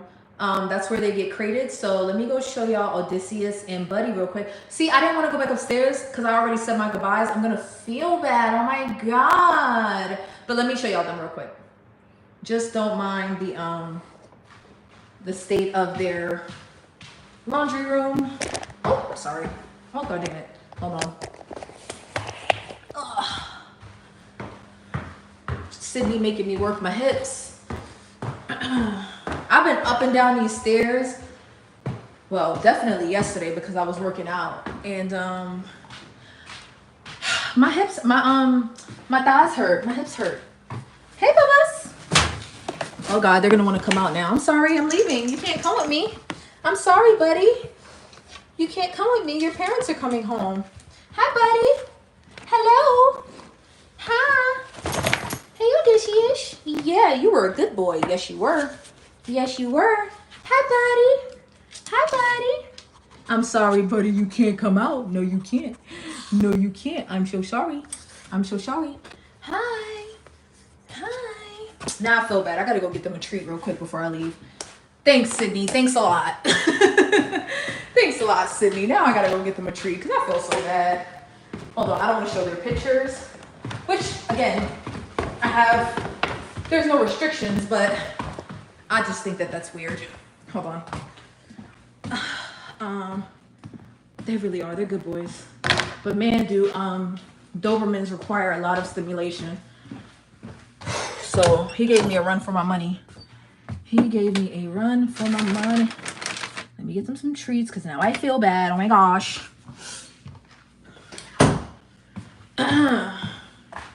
Okay. Okay, so I'm going to the house. Segue, we are going to finish the video, people. So the new people that are not caring about my house sitting shenanigans, I'm so sorry. But today I go to the house with the goats, y'all. With the goats and the chickens and the cats. I'm excited. I'm a little nervous because their birds are big. And I'm like, ooh. Oh my goodness. Hold on. Oh my goodness. Hello. Hi. Hi, buddy. Hey, buddy. Hey, here. Hi, buddy. Good boy. Are you gonna sit? Are you gonna sit? Are you gonna sit? Yeah, good boy. Yeah, you are. Here you go. Here you go. Bye. I'm gonna miss you guys. I'm sorry. I just poked him in the eye. I'm so sorry. Bye. Good boy. Okay. Now I feel better. Now I feel better, okay? Now I feel better. I don't feel like such a monster. I don't feel like such a monster now. Okay. Make sure I got everything. All right. Let's do this real quick. I got an hour before I gotta be at PT. So let's do this real quick. In fact, yeah, let's go back over here. Let's go over here real quick. Let's just finish this up real quick. So we could get in the car, because once we get in the car, I'm not gonna be able to stop and start it. So let's finish this up real quick. I got time. I got time. I got time. I got time. Okay, wait. What are we proud of Reindeer about? What she do? What did Reindeer do? Before Manjaro, I was on 3 blood pressure meds. Oh, congratulations. Thank you, Jazz. Oh, hi, Taisha. Hello. Hello. Okay, yes, they are so cute. He does have to wear the cone of shame because they have allergies. they have allergies, and he will lick his paws, like lick them till they bleed. He'll lick his paws until they bleed. So yeah, he has to wear the cone of shame until his parents get home. Okay. All right, are y'all ready? Are y'all ready? Okay, because clearly we're supposed to stay fat forever. All right? Duty as a doctor is to stand up for what I believe is the truth. Stand up to insanity. When I think something is happening which doesn't make sense, especially when it's being initiated and promoted by doctors, damn right, I'm going to completely stand up, even if that means being away from the crowd, because there are lots of medical professionals out there who think that these medications are the best thing since sliced bread. They are absolutely... Who thinks that Zepbound is the best thing since sliced bread? Now, he's talking about GLP1s in general. I don't know if Ozempic is the best thing since sliced bread, but who thinks Zepbound is the best thing since sliced bread? Because I do. Okay. I love me some Zepbound. As Jen said, you're going to have to pry Zepbound from my cold, dead hands. Amen. Yeah. Yeah. And again, he's given all this smoke. This is smoke. He's giving all this smoke to people that want to take it for weight loss. No smoke for people that, like, all the people that want to take it for weight loss, they're going to have all the problems. The people that take it for diabetes, they're not going to have any of these problems. Okay. Not there is a reason why societies didn't need these medications at all. Up until very recently, even 20 years ago, things were very different. The world has gone completely nuts, especially in the last 5 years. So watch this space. My own prediction is we're going to see more and more issues arising and people realizing that the needle isn't heading in the right direction. He said it again. More and more issues. What's the issues, Doc? Sir, what are the issues? Sir, what are the issues? Tirzepatide, the light don't matter which one. Not my ride or die. Ooh. What are the issues? At all, because there's a fundamental... And I'm not saying that to say that there are no issues with GLP-1s. I'm saying there are issues, but he's not naming them, so I can't give him no credit for saying they're issues. No, tell us what they are. Tell us what the concerns are, and then we get to decide whether this is cause for alarm or not. Cultural problem. Why rates of obesity are going through the roof, and until we address that, nothing is going to improve. And it's so funny, all of these reports you see in the mainstream media about the amazing effects of these medications, the benefit for physical health, all these different medical conditions, mental health conditions, etc. It's simply the fact that people are not eating in excess and not consuming garbage along the way, which is prone. So GLP-1s keep you from eating in excess and keeps you from eating garbage. Why is that a bad thing? I'll wait. I got an hour before I gotta be at PT. Well, more like 45 minutes. I'll wait.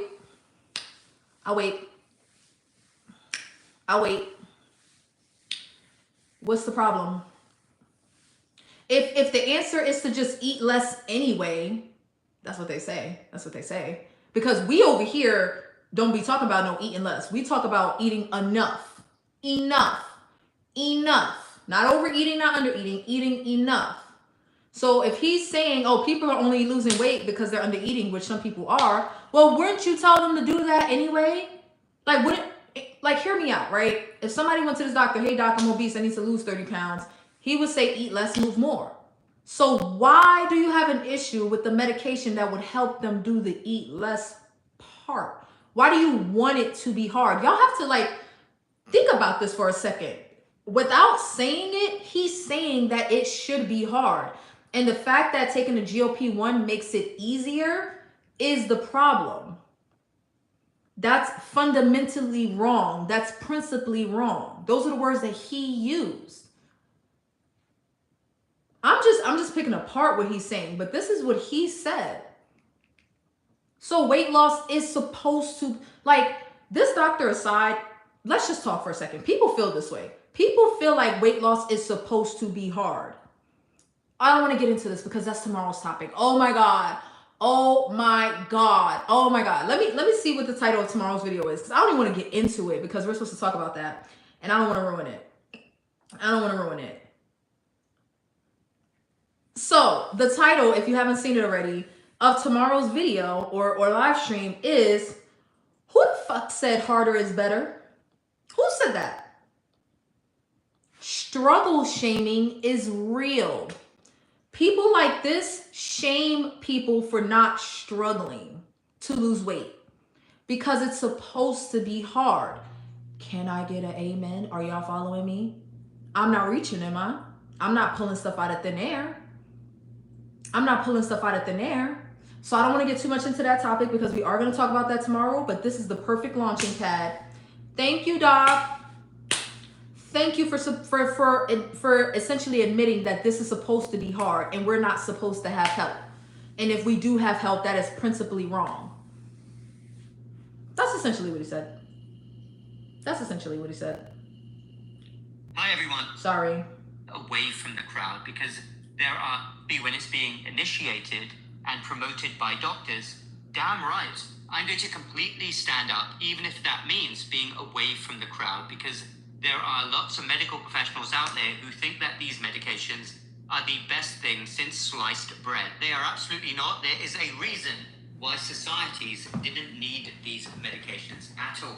Up until very recently, even 20 years ago, things were very different. The world has gone completely nuts, especially in the last 5 years.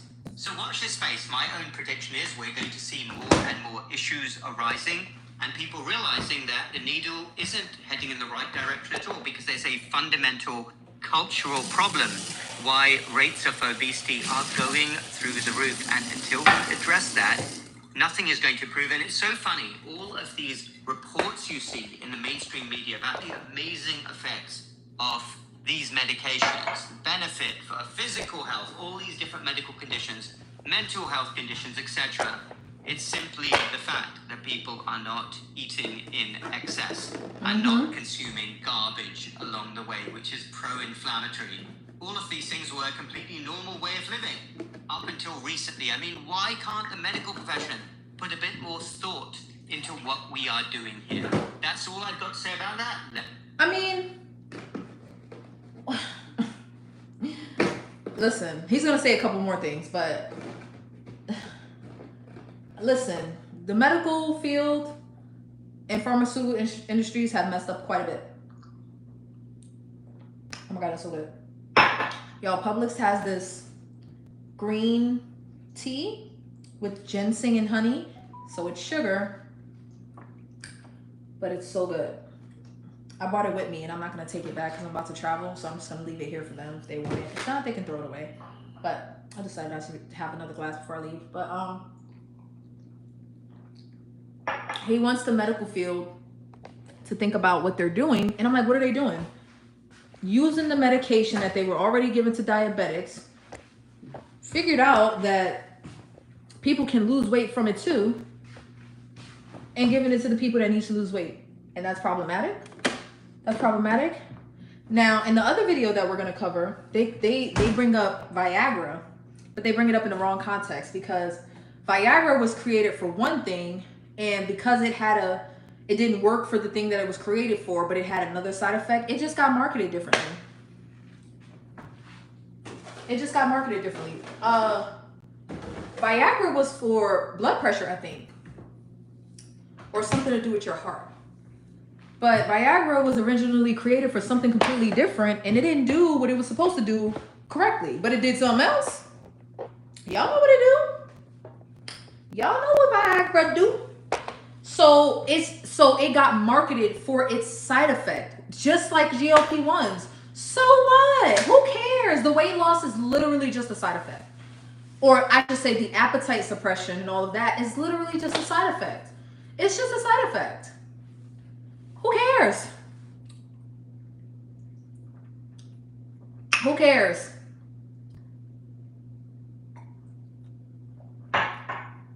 Who cares? He cares, apparently, because he wants you to struggle. Struggle shaming is real, reindeer. It is. It really is. I can't wait to get into that tomorrow. And y'all know I'm going to be turned up. Like, let's hope that the Wi-Fi where I'm going is good, because I'm going to be turned. I'm going to be lit. You know your thoughts down below. Do you agree with me? Do you disagree with me? Do you think these drugs are amazing? Once more, I'm Yes. saying that they may be a temporary band-aid solution. Of course, if one's stomach is basically paralyzed with a medication, then you can't eat. You will lose weight because the calorie balance is going to tip in your favor. But one could equally say, and I'm not advocating for this, but if you taped somebody's mouth shut for most of the day, Oh, I turned it down. My bad. That's what I get for playing amazing around. benefits of these drugs. Hold on. The benefiting for this, but if you taped somebody's mouth shut for most of the day, it may well achieve the same effect. So when they talk about the amazing benefits of these drugs, the benefits are because people are not overeating. That's it in a nutshell. Okay, everyone, check the. Did he say anything helpful in this video? Did he change your mind about the uses of GLP-1s? Let me know. Did he change your mind about the uses of GLP-1s? Now I can get out of here.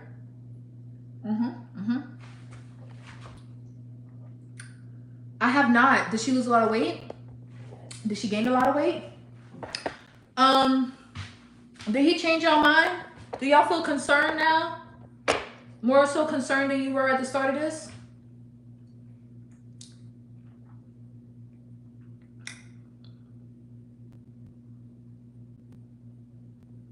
It didn't work as well. That's the same as saying it didn't work. Like, okay, like if it doesn't work as well as you want it to work, it don't work. So okay, yeah, to some extent I guess it works, but it don't work. Because if they're not prescribing it for blood pressure, then you may as well say it don't work. It don't work. Sydney, I have not. What's up with her? The smoke needs to be with the food industry and all that crap that's legal here, not in other countries. I cannot wait to go to Europe and get me some gluten. Amen. I cannot wait. I cannot wait. I can't wait to go to Europe and get me some gluten.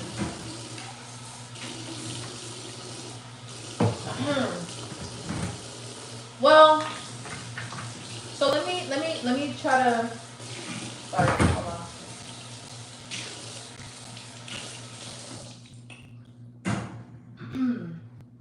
Let me explain. He didn't change my mind. Obesity is a sin, Logan. Tell me more. Tell me more, Logan, before they kick you out. Hurry up before Jen gets you, Logan. Hurry up. Tell me why obesity is a sin, Logan. Please hurry up before Jen gets you. Oh my God. Now I'm still wondering who that man is. It's a really big YouTube channel, apparently. Well, I mean, he has a lot of subscribers, but people can buy those. I'm not saying he did. You saying it's not a sin? No, I'm saying that someone else implied that it's a sin. I can't say whether it's a sin or not. I don't subscribe to sins, or like I'm not a Christian. So I can't say whether it's a sin or not. But tell me more, Logan. Obesity is a sin? Are you obese? Are you a sinner? Are you a sinner? Tell me more. Ow, my eye. Ow. Okay, I think I got everything, but watch me find out I left something behind. Okay. You're not obese, okay. Are you a Christian? Do you subscribe to some sort of religion that says obesity is a sin? And I can't speak for Christians. Like I said, I was just being facetious. I don't even know if he was a Christian. I don't know what he was, but I can't speak for any particular religion because I'm not religious. But I have heard being overweight and obese correlated to the two of the deadly sins. Gluttony is a sin, sloth is a sin. Well, when you say eat less or move more, and this is not my idea, like I've heard people say this. Not saying that. So I've heard doctors say that when we prescribe eat less, move more, we are essentially attributing that to gluttony and sloth. And that's not, like, they were saying it in the aspect of that's not right. We shouldn't do that. Um, Gluttony is a sin. Okay. I asked you whether obesity is a sin or not. I can't tell you. I can't tell you. Somebody that believes in sin would have to tell you, is what I'm saying. The title is Obesity is a Sin, and a doctor told me so. It's just a title. And I've explained 15 times that I'm being facetious when I say that. Now, I feel like he's implying that it's a sin because he invoked God. He invoked God. He invoked God in a different context, but once you bring God up, like you would have to go back to, I'm not going to explain it again. You would have to go back to understand. But I can't tell you whether it's a sin or not. I can't tell you. Like that's why you shouldn't just look at a title. You need to actually watch the substance of the video for proper context.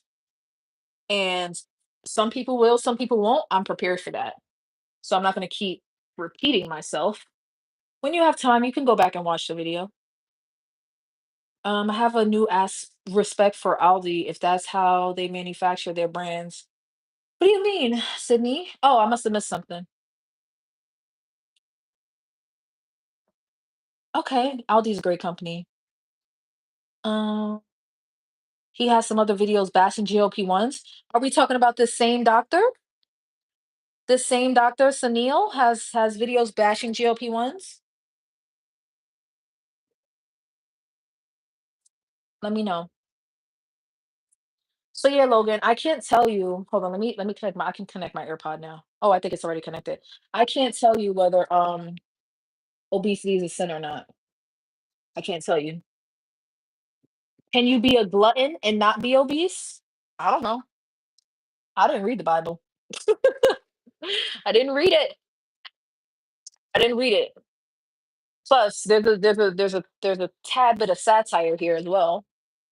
So that's why you have to watch the video. But I'm gonna have to make a couple of tricks. I'm gonna have to make a couple of tricks to the core. No, my biggest fear is breaking somebody's stuff. Like, do y'all know how many times my hair has gotten caught on something, like one of the fake plants, and I'm like, oh my god, I'm gonna break their vase. I'm gonna break it. I'm gonna break it. Boo boo. I'm not offended. What offense are you talking about? I'm not offended. You ain't been here long enough. This is just my personality. I don't believe obesity is a sin. Okay, okay. I don't really have an opinion on it. Well, I believe people should be helped with their health conditions, and if there's a medication that can, like, okay, do I believe that we should aim more toward less pharmaceuticals? Absolutely. But does that mean that if you have something like a GLP-1, it should not be used because I believe that we should aim toward less pharmaceuticals? No. Like I don't think drugs are the answer to everything, but that don't mean we don't still have a use for medications. You know what I mean? So as far as whether or not I believe it's a sin, I'm not really sure what qualifies as a sin, but if I had to guess, I would say probably not, because I'm assuming that you can be a glutton whether you're obese or not. I think gluttony, I think the idea of gluttony, like gluttony automatically gets associated with um, being overweight or obese. But I also think gluttony, if I'm not mistaken, y'all can let me know, simply has to do with overconsumption. So is gluttony solely, yes, I'm trying not to show the address to where I am, so the camera's off temporarily. Um, yeah, I'll be back in a second on camera, Logan. But I was gonna say that I don't believe that gluttony is solely related to eating, but y'all can let me know. Y'all can let me know. I'm not sure. I don't think it is. I don't think it is.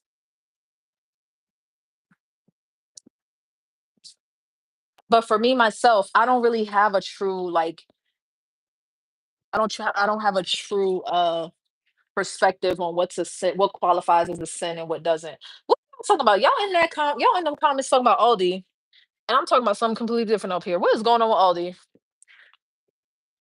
What did Aldi do? 2 or 4, y'all, that I'm missing? What did Aldi do? 2 or 4, y'all, that I'm missing? Uh, I'll be back on camera in just a second. Um, hold on. Okay. All right.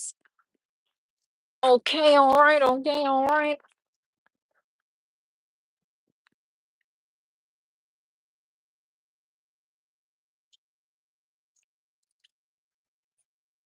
Hmm.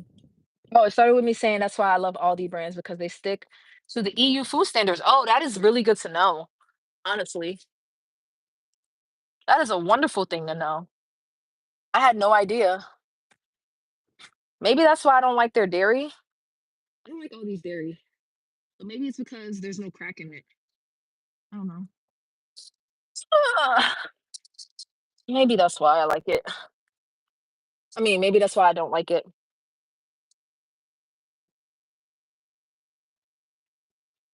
Yep, you are absolutely right, Taisha. So as long as you can still hear me, it's fine.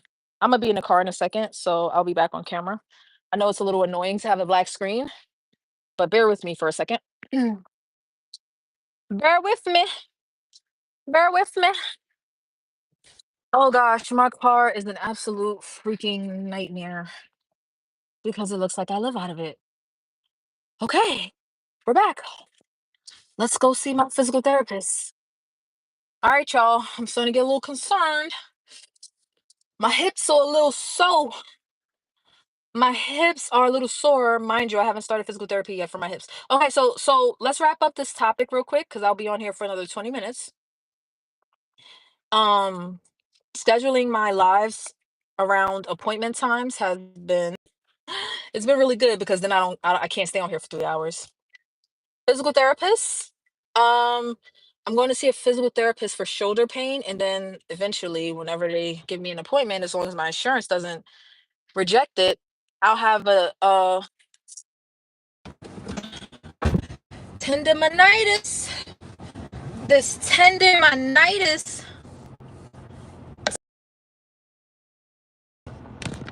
15-hour flight to come see us. Where's Logan, babe? Where's Logan? Where's Logan? Why Logan got to fly 15? I missed something. From Melbourne. Logan, I'm not hiding from you. I'm hiding from the internet. These people address don't need to be on the internet. Well, Sydney, it's kind of hard to say. I'm pretty uncomfortable right now, but I think it's because of the stairs. So, uh, I've been up and down their stairs regularly. So when I got here, I wasn't having this problem. It started yesterday when I was up and down. Part of that was my workout. So it could just be some soreness because I haven't done my mobility yet. Like, remember, the physical therapist told me I didn't use the weights yesterday because the physical therapist told me do not work out without warming up, without doing my mobility. And I don't have my foam roller. I don't have anything with me. I don't have my resistance bands. I don't got nothing that she told me to use. I'm about to go get all that stuff down from my house. So I didn't use the weights yesterday. I just walked up and down the stairs. And I couldn't get on the dang Peloton because I needed to log into it and they didn't give me the password. Like, plenty of house sitters have given me their Peloton password before, like when I get there or before I get there, whatever, and I just never use it because I don't like bikes. This one time, I was like, oh, I didn't get to go to the gym. Great, Peloton. I get on there. I gotta log in. I've never even turned the Peloton on at any of the other houses, but almost every house I go to has one. I don't know what's up with these people on Pelotons, but I went to go log in. I went to turn it on, and I had to log in, so I didn't want to bother her for the password. I figured if she wanted me to have it, she would have provided it for me, so I didn't want to bother.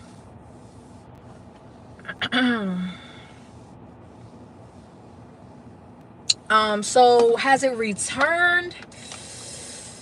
I don't want to say yes because I do feel like if I just rest for a couple of days, I'll be fine. I'm hoping. But I'm a little nervous about it. I'm a little nervous about it. A little bit nervous, okay?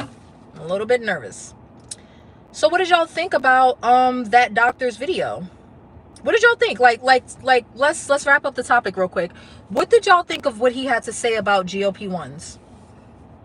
And even if you want to narrow it down to Ozempic, because he used Ozempic as the example, even though he kept giving an umbrella, kind of GLP-1 description. What do y'all think about what he had to say, and what do you think about my breakdown? That's why I wanted to give y'all a chance to hear it fully through before I gave my breakdown, because I didn't want to make it seem like I was pushing my feelings onto y'all. So let me know what y'all thought about that. Because I thought that was a wonderful video to review.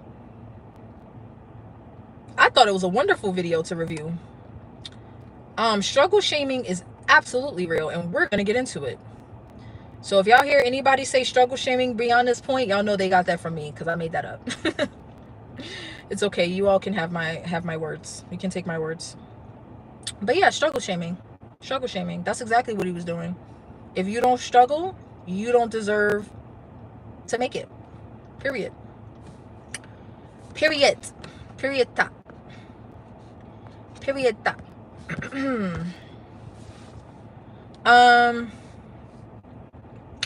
Okay, let me put in my doctor's address. Yeah,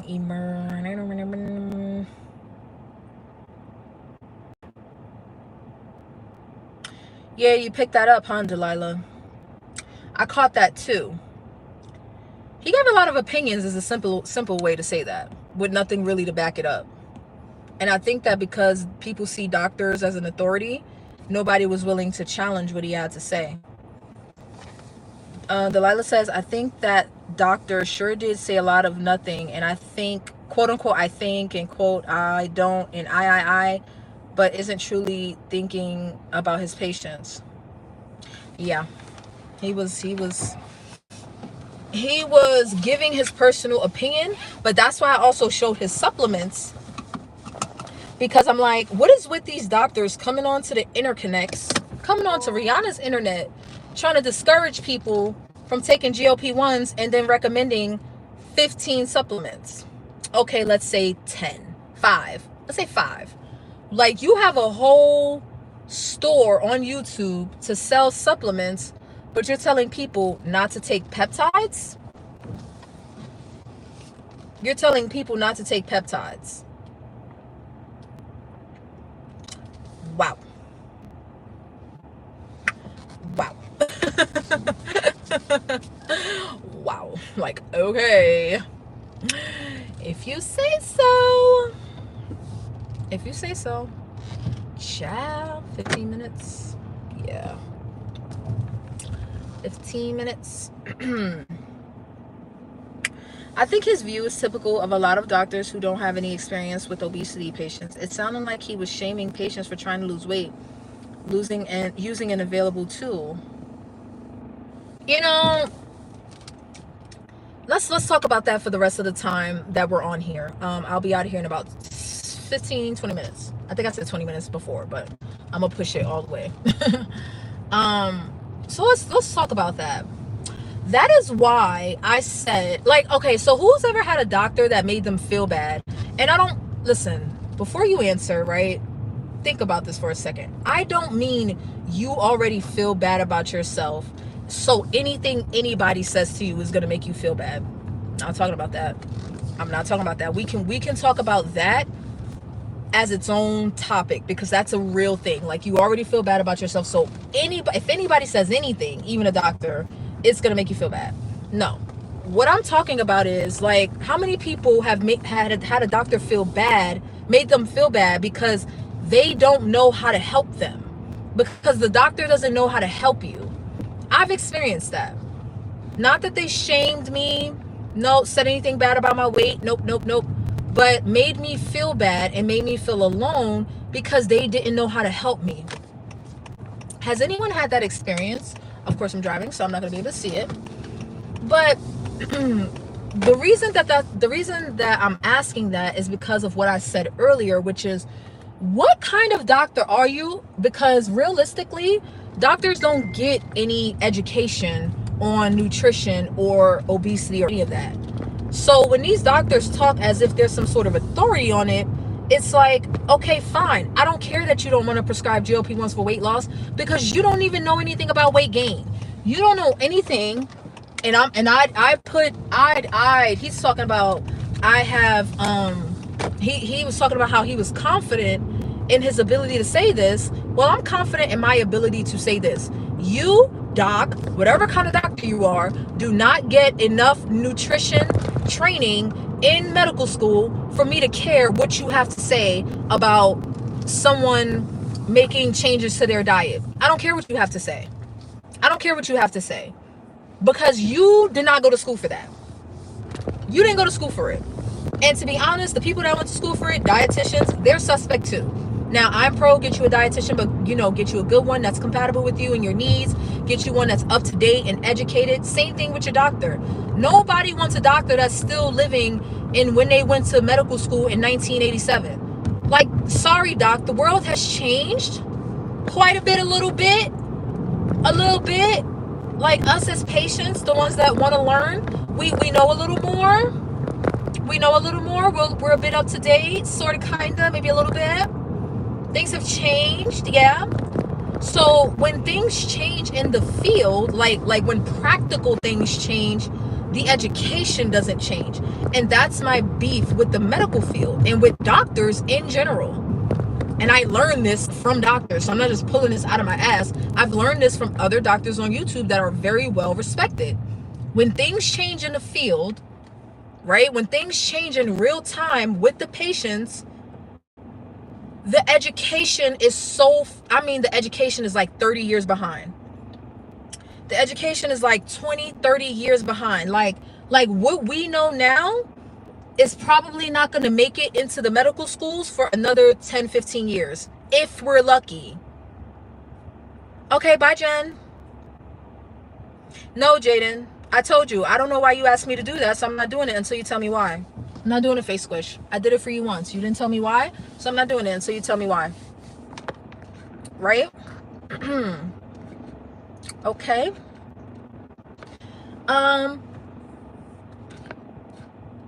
I think Reindeer is still here, and Sydney. So if it gets out of control in the chat, just post like a bunch of warning signs so it can stick out to me, the yellow ones, and I'll put it back on subscribers only.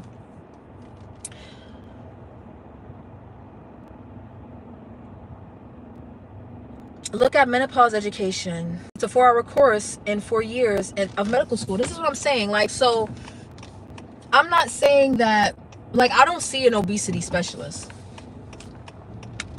because I don't need one, but that doesn't mean other people do. I don't see an obesity specialist. What I do is my own research, and I need my doctor, my primary care physician, to prescribe the medication. Like, isn't it fun? Like, think about this, guys. Think about this, guys. Think about this. Think about this, guys. Think about where we are. Think about where we are.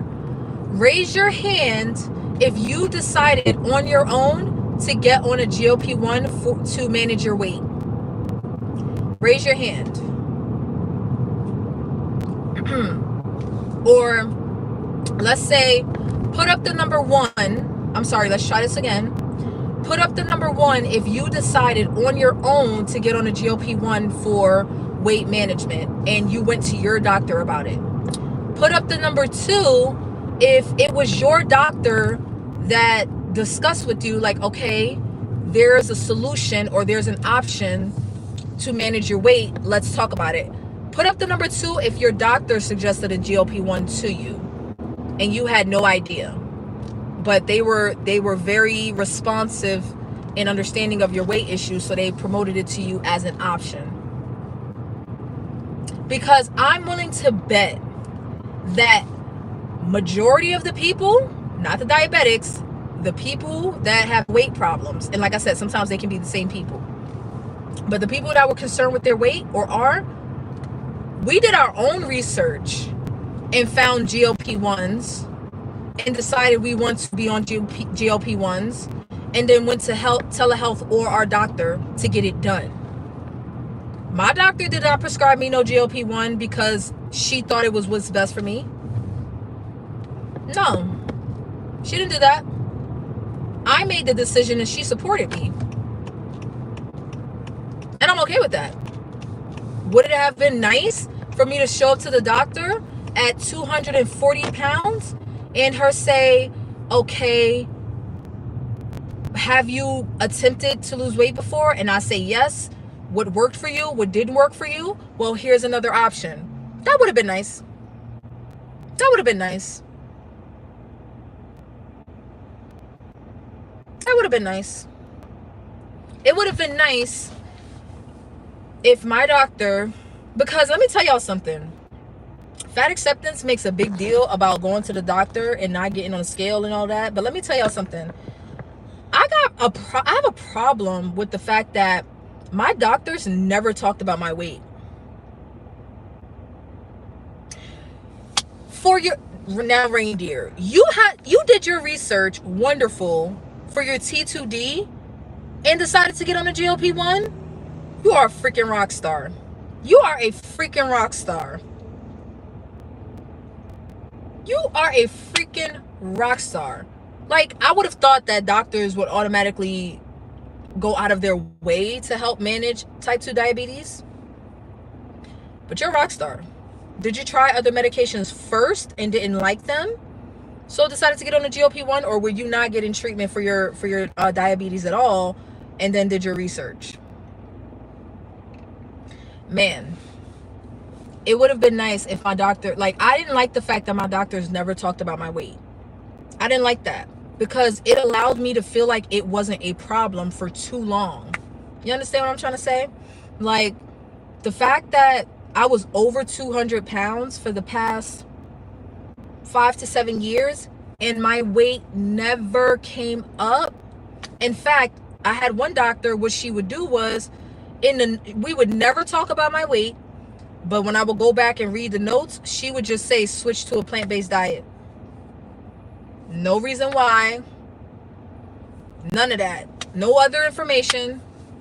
Recommended plant-based diet. Mind you, we never talked about it. We never talked about my diet. We never talked about my weight, but she would put it in the notes. I think that that's wild. What is this car doing other than trying to cause an accident? Like, that's crazy. Oh my gosh. Oh my god. Oh my god. Yes, that is awesome, reindeer. That really is. Like, you're a freaking rock star. You are. Like, I tried to get my dad to do his own research about his type 2, but he's old. He ain't trying to do all that. He just gonna listen to his doctor. That's fine. That's fine. He's healthy. He got a good doctor that's taking care of him. Metformin is really good, from what I understand. Like when I say really good, I mean like it does its job. Metformin does its job really well for type 2 diabetics. So he has a good doctor. It's managed well. He's okay. But so that's to say, like, this is what I mean by like, what kind of doctor are you? Because I'm not mad at my primary care physician for not automatically thinking like, oh, obese, GLP-1. I'm not mad at her for not thinking that. We only got about, what, a 10-15 minute visit, and we're there for what, my annual?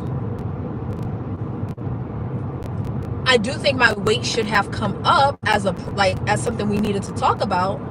But let me ask y'all something. Do y'all think doctors are afraid to talk about people's weight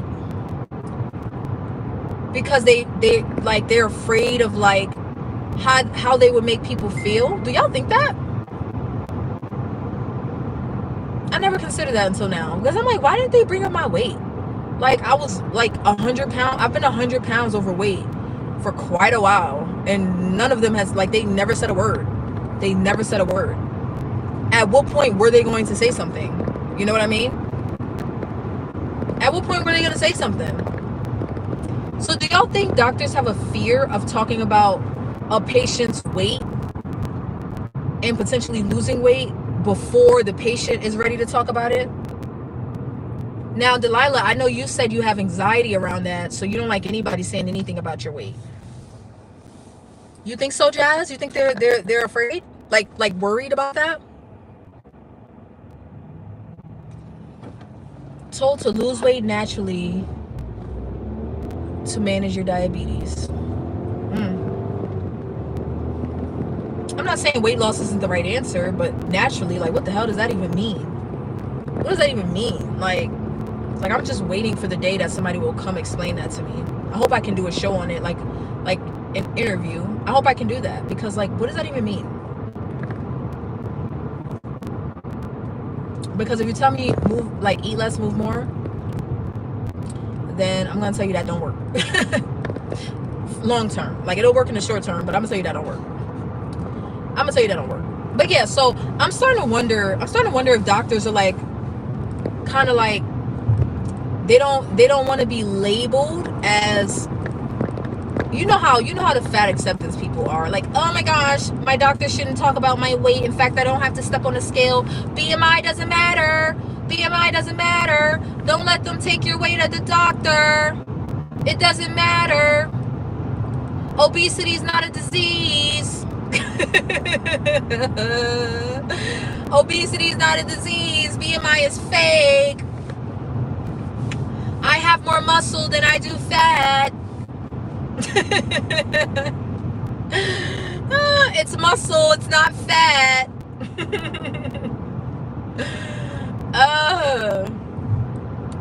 Oh my god. Oh my god. Oh my god. Oh my god. Oh my god. Oh my god. Oh my god. Oh my god. Oh my god. Oh my god. Okay. Oh yeah. So those people, right? Those people. Maybe that's why doctors don't want to talk about weight. My doctor don't talk about BMI. My doctor don't talk about BMI. My doctor don't talk about my weight. My doctor don't talk about, y'all. Okay, now reindeer, listen to this.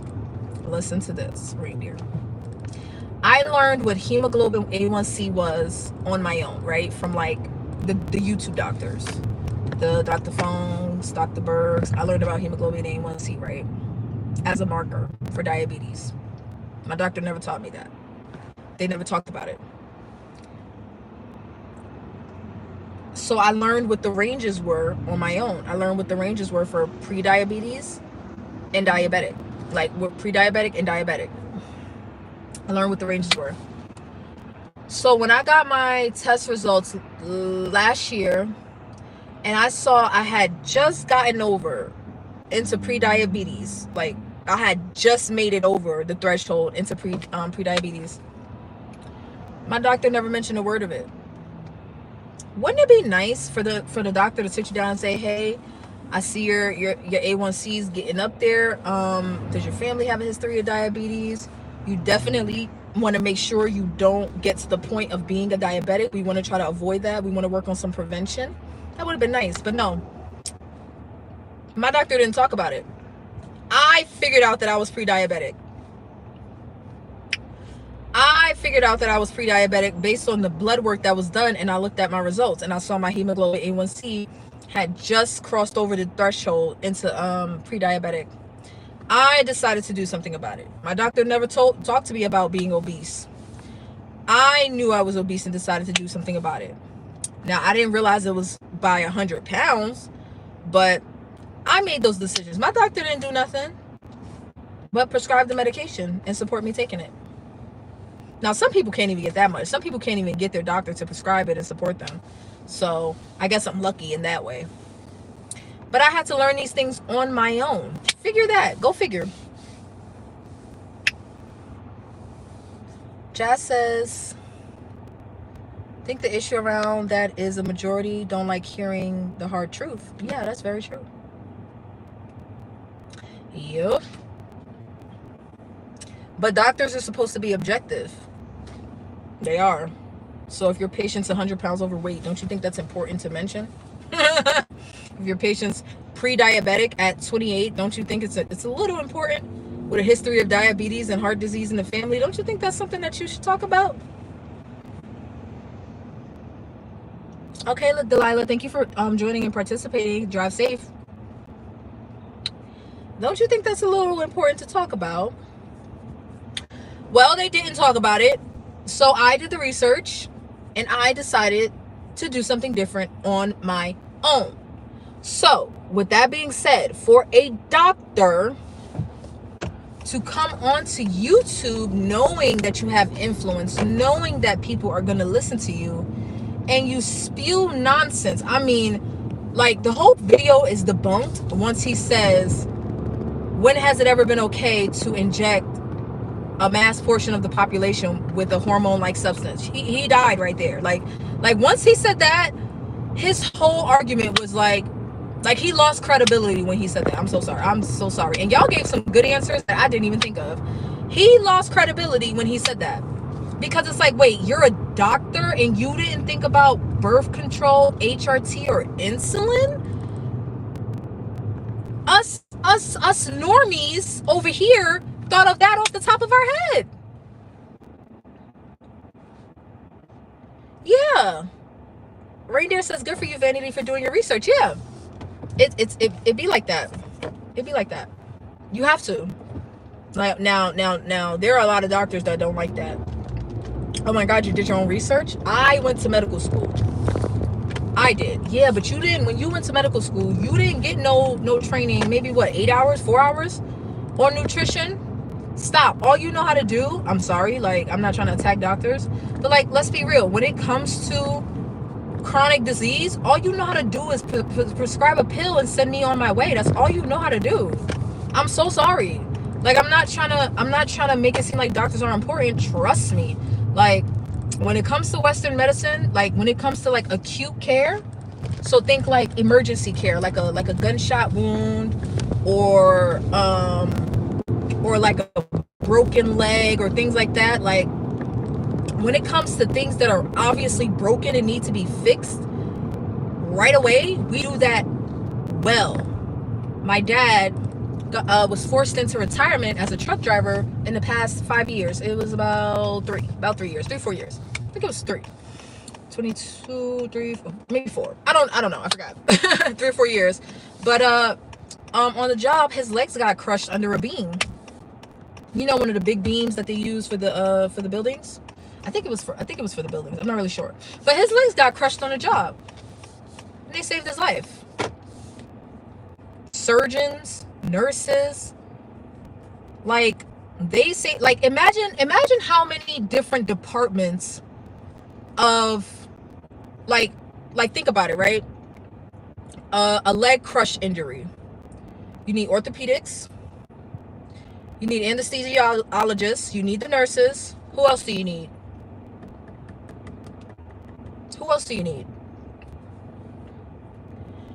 He's a diabetic, so you probably need a nephrologist. You know what I mean? Like, imagine how many different departments of medicine have to come together to save a person's life at the drop of a dime. At the drop, you need the ER. Hell, you need the paramedics. Like, you need the paramedics to keep them alive until they get to the damn doctors. So don't ever mistake what I'm saying. Don't mistake my smoke for like dismissing doctors. It's not that. Western medicine is really good at what it does. But, you know, we're not really good at chronic disease. We're not really good at it. We throw a pill at everything.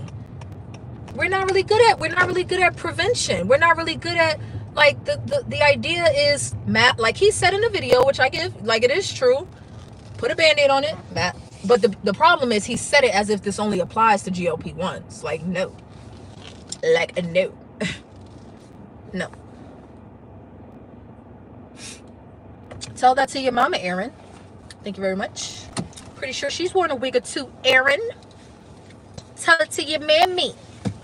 Don't come over here bothering me and my hair.